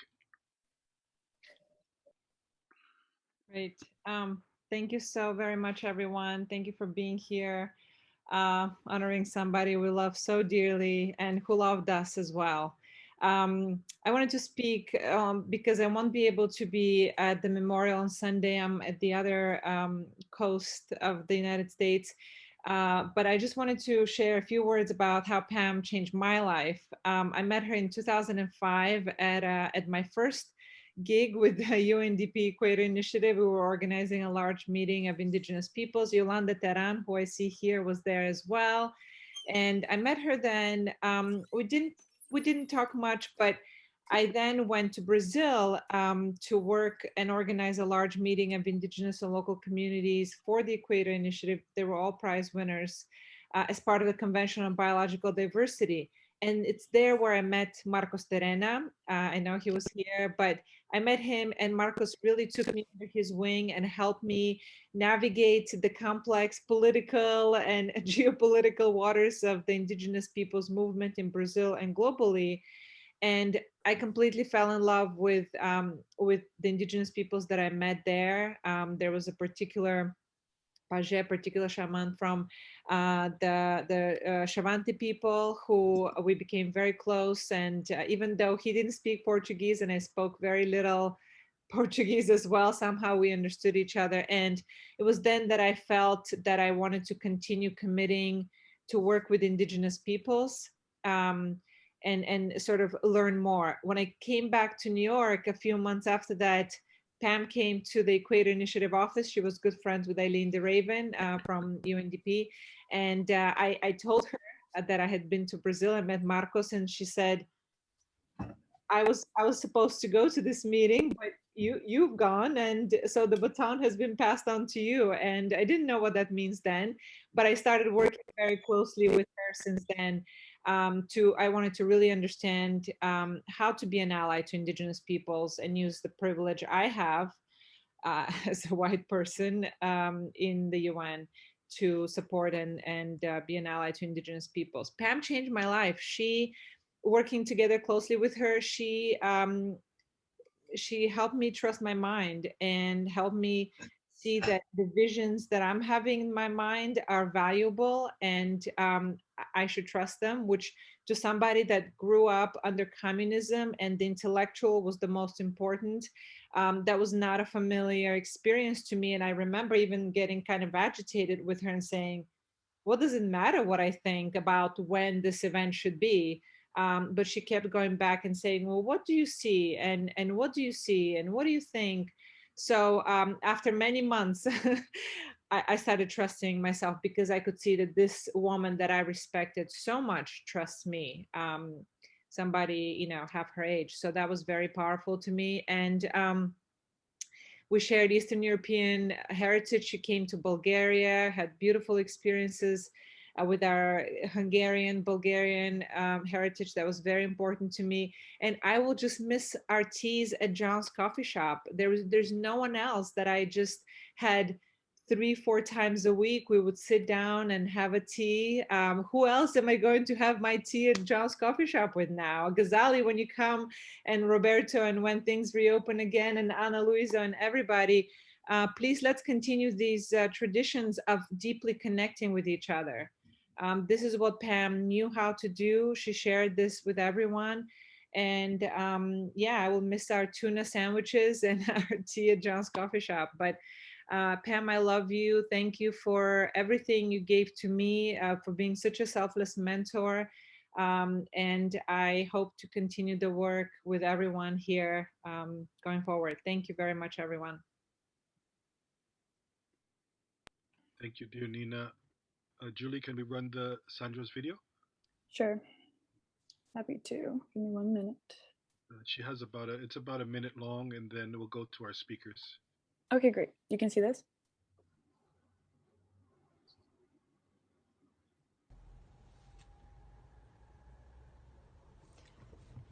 Desde Buenos Aires, Argentina, en nombre de AMAI, Asociación de Mujeres Abogadas From Buenos Indígenas. Aires, Argentina. Mi nombre es Sandra Ceballos. Quiero My name is unirme en Sandra este Ceballos. momento I want a este encuentro de to join corazón, in this de moment, amor junto a nuestra in querida this Pamela. ceremony of Que heart, su espíritu of love for vuele Pamela. libre y feliz.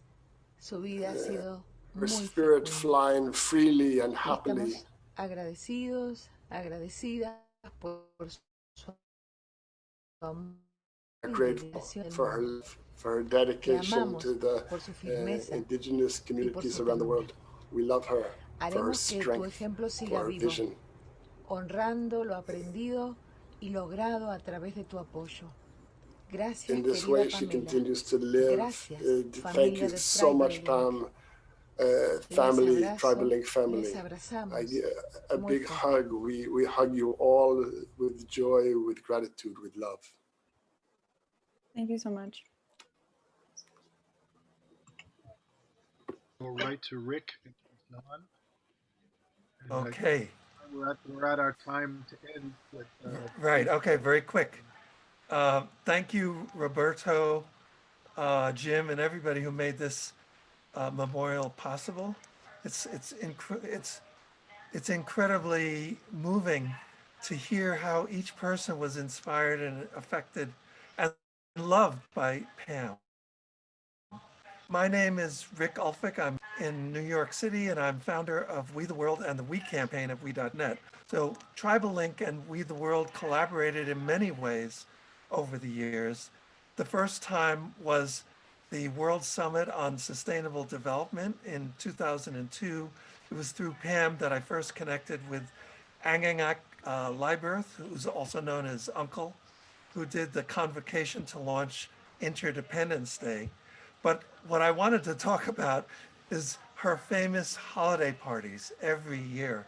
And I played piano at these parties every year. But at first, when we, like 10, 15 years ago, the We the World party and the Tribal Link party and Harold Channer's party, sometimes they were happening on the same day, but we finally worked it out so that Harold Chandler's party would be on Friday night, and then We the World's on Saturday night, and Pam's would be on Sunday. They were really magical musical gatherings with some of the best musicians in New York City, and I had the honor of playing piano there sometimes for the Christmas carols and that kind of thing.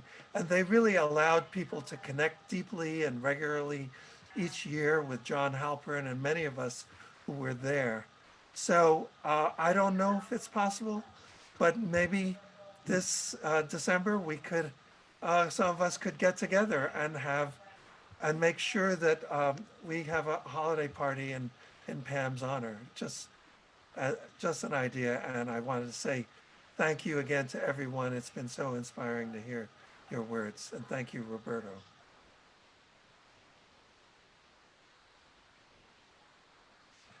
You're muted.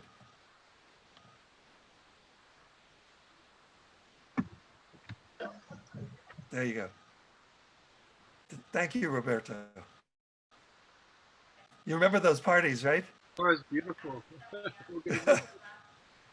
It's like a fixture of our lives, you know? This is James, and I just want to concur about the idea of having them continue. I'm going to try to make that happen. Let's do it. That's great. That's fabulous. All right, we're going to. I also. John Nick now. Thank you, Tom. It's good to see you. Same here, Robert. All right, John. First, thank you very much for everything that you're doing and have done. I'm happy to say that I knew Pam from, I think the mid-70s. A very close friend of mine and Pamela were business partners, and I had occasion to work with them a little bit. And then quite separately, James and I met, and he and I became partners, and the circle just continued to expand. The stories I've been hearing over these last several hours are just so heartwarming. Our children, my wife just stepped out for a moment, but Our children attended those Christmas parties on and off for many years. And two funny stories, I think. This has been so heartwarming. Someone did mention that Pamela has had such a wonderful sense of humor and was quite funny herself. One of those Christmas parties, our daughter was probably 5 or 6, and creative spirit that Pamela always was, we were all putting on lipstick, and men and women blotting and all of these things. And I reluctant because I thought it might upset our daughter. But sure enough, I got talked into it. And big lips that I have, I had a big red blot, and I turned around to our daughter. And to this day, she was so upset that, Daddy, well, you know, it was just, she couldn't process it. And it was just a wonderful, funny moment. Another quick story. As we all know, Pamela was a very powerful spirit, a very creative and courageous woman all of her life. And long before Tribal Link, I think it was during the years when she was partners with our friend George Avgerakis, who I think is on this call too. But Pamela, you know, I'm listening to all these things, the themes that are interwoven. Her networking skills were truly significant. And being the powerful creative woman that she was, in the late 60s and the 70s, women were not respected. And she set out about earning respect in a man's world, is how she approached it at that time, and decided she was going to go out and buy a man-tailored suit. So she went to some of the finest store in Manhattan, bought an elegant men's suit, 3-piece at the time was the time, a wonderful tailored shirt, and a silk tie, men's shoes. I mean, she had it. And she said, I'm going to go to this meeting, and I'll be recognized for my competitive capabilities and my creative energy. And she was very determined, a little shy, but very willful. And she came afterwards and told the story of the irony. And this shows all of her karma, her creative energy. She comes walking into the meeting and meets a man dressed identically to her. Same suit, same tie, same shirt, same everything. And it was this moment of awareness that she developed. And she said, I'll be who I am from now on because I know who I am and I don't have to compete as a man in a man's world. I can compete as who I am. And it was just a wonderful story that illustrated from the very early on the indomitable spirit that Pamela represented and always acted upon. And James, our hearts go out to you. All of you have come to know her over these last decades. We'll miss her terribly. Thank you. Thank you so much. Thank you. Beautiful, beautiful. I mean, we could just keep going for days, sharing beautiful stories about Pam. I know I can. But we're coming to the end. And before we invite Sachem Hawkstorm to come in and close us out, you know, we have a number of interpreters who've been helping us, and one of them would like to share. And I urge folks, you know, to share some thoughts in the chat. There's been some beautiful statements and comments going on, and we're going to save those and figure out a way, maybe at the Tribal League website, to share some of the testimony that people have been sharing with us, and put it there so that folks can continue to visit. And some of us will be getting together on the weekend to say our final goodbyes to that physical presence of Pam, but we know that she's still raining down on us with lots of love. Anna, please go share if you're ready.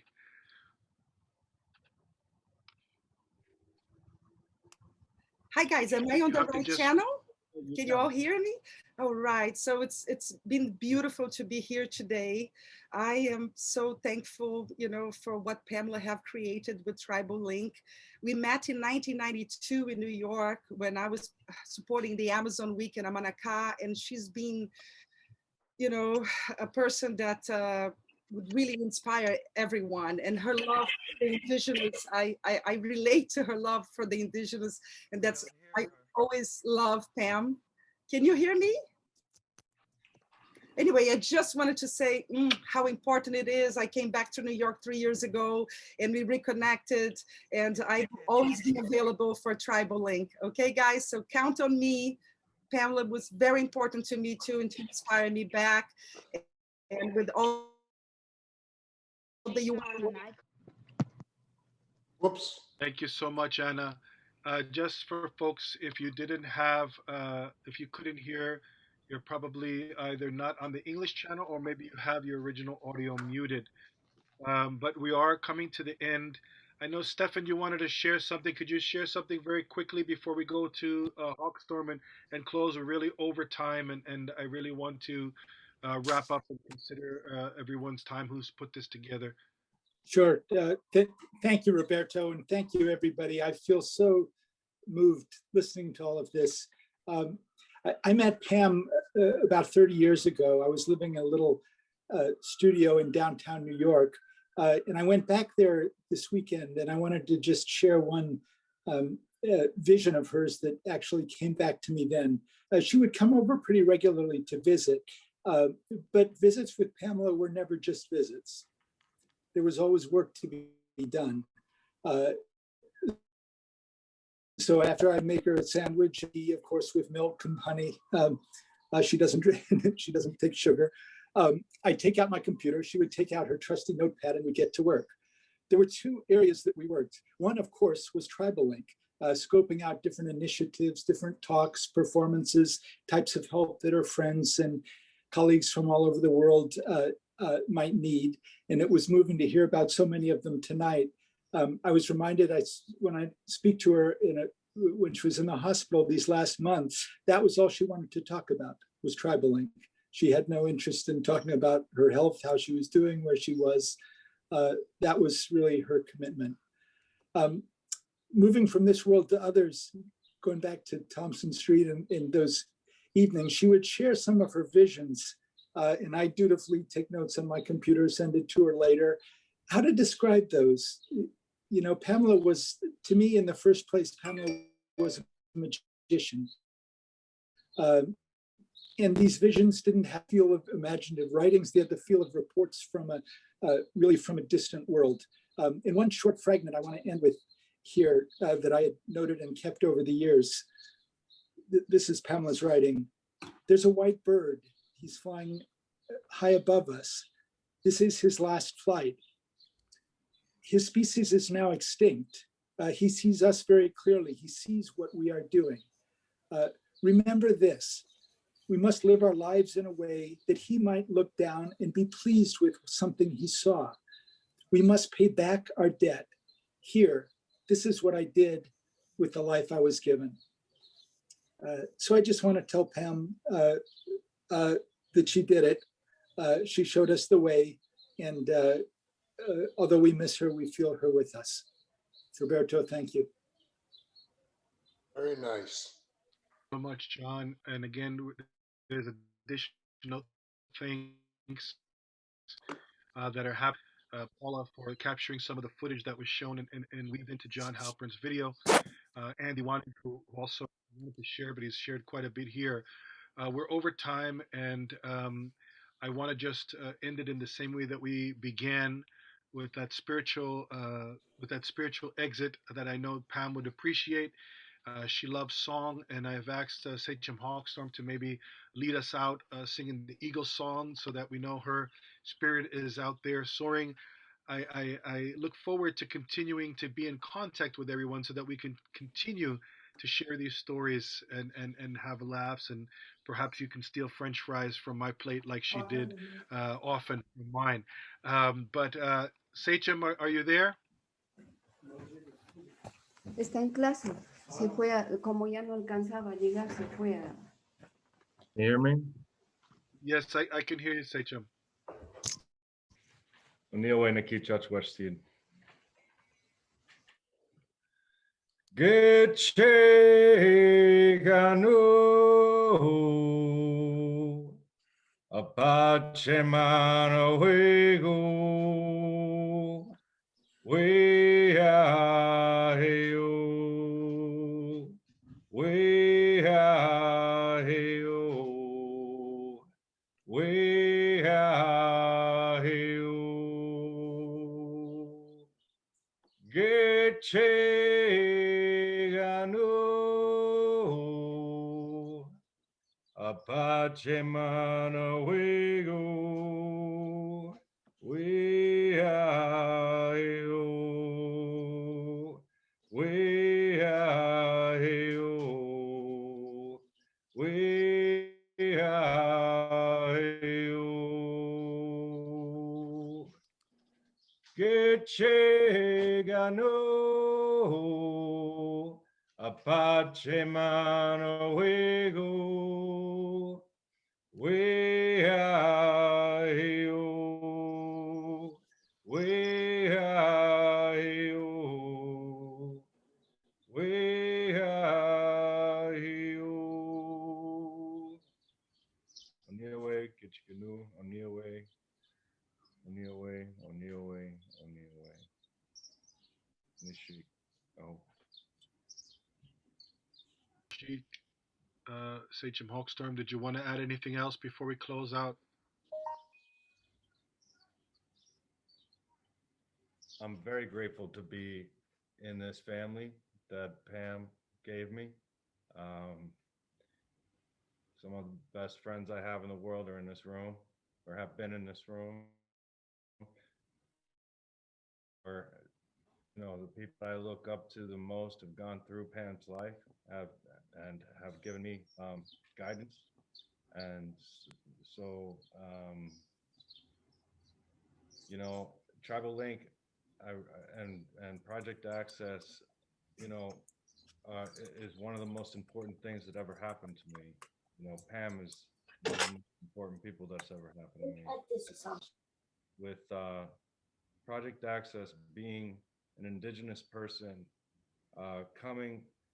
when you're an Indigenous person dealing with the issues that you're dealing with in your community, you're very isolated and you feel like you're tackling the world and you're all alone, naked in a field, and anything you do is not going to be heard.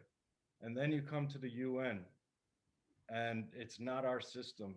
You don't see your people, right? And you don't know how to navigate. And even if you go to the permanent forum, you don't know how to navigate it, right? Because there's a way to do things. So people come and your community spent all their money to get you there to say something. And you don't even know when to say it, how to say it, what to do. And then you leave and you never come back, you know, and you feel like it was a waste. And even Indigenous people don't care what you have to say. But then you have Project Access that teaches you how to do it, and then teaches you how not only to write statements, but that we are all one big community. And if we know how to work the system, we can work together. And I've never seen anybody work together better than Indigenous peoples in these systems. So Project Access allowed me to see and be a part of that and be a part of this family and help other people to be able to. So I'm proud to be a part of this team. I'm proud to be with this family. I'm so grateful to Pam, and I'm all in. This is our team. So thank you, Anishik. Anishik, thank you so much. Dear friends, we've come to the end of our time. We are way over time. I want to thank UNDP for providing us the platform Nina, Julie for sticking with us, helping us here. Thank you so much to all of our translators who volunteered their time. Thank you to my sister, Tai Pelli, for helping me coordinate and respond to folks in the chat while I'm going back and forth. I could not respond to each and every one of you as I wanted to, but know that my love is there along with the love that I'm feeling, and it's all about Pam, right? And so I really think that we did something. I think she would have been very happy to see us come together, and she'll be even happier to see the work that we're going to continue to do together moving forward. So let's try to find our way to continue to support each other, to continue to make that dream of hers and that dream of ours, where it intersected, continue to flourish, and really continue to make that magic happen in the world. So on behalf of everyone who put the James, Stefan, Andy, especially Andy doing so much behind the scenes, everyone who helped put this together today, I just want to say hahom itunokena datiaono. Thank you, my sisters and brothers, for this. And as Pam would say, this is not goodbye, it's to be continued. So she would always say that to me, and I'll share that to you, to be continued. And so we look forward to seeing some of you in person on Sunday. If not, please follow the Tribal Link Facebook, and to try to get the live feed of what will be going on there. So again, thank you so much, and yes, to be continued. Thank you, everyone. Thank you for being here. Thank you, gracias, adios. I forgot Thank you, Roberto. And tomorrow, Pamela would be at the closing session of the forum. So you better be there, okay? Gracias, Roberto. PM. Thank you, everyone. Bye. Thank you. Bye-bye. Bye, Raquel. Thank you. Buen trabajo. Thank you. Thank you, everyone. Thank you, My Roberto. brothers and sisters. Thank you, Ana Luisa, all the interpreters. Good to see you all. Clara. Thank you, Roberto. Thank you, Tai. Thank you, everyone.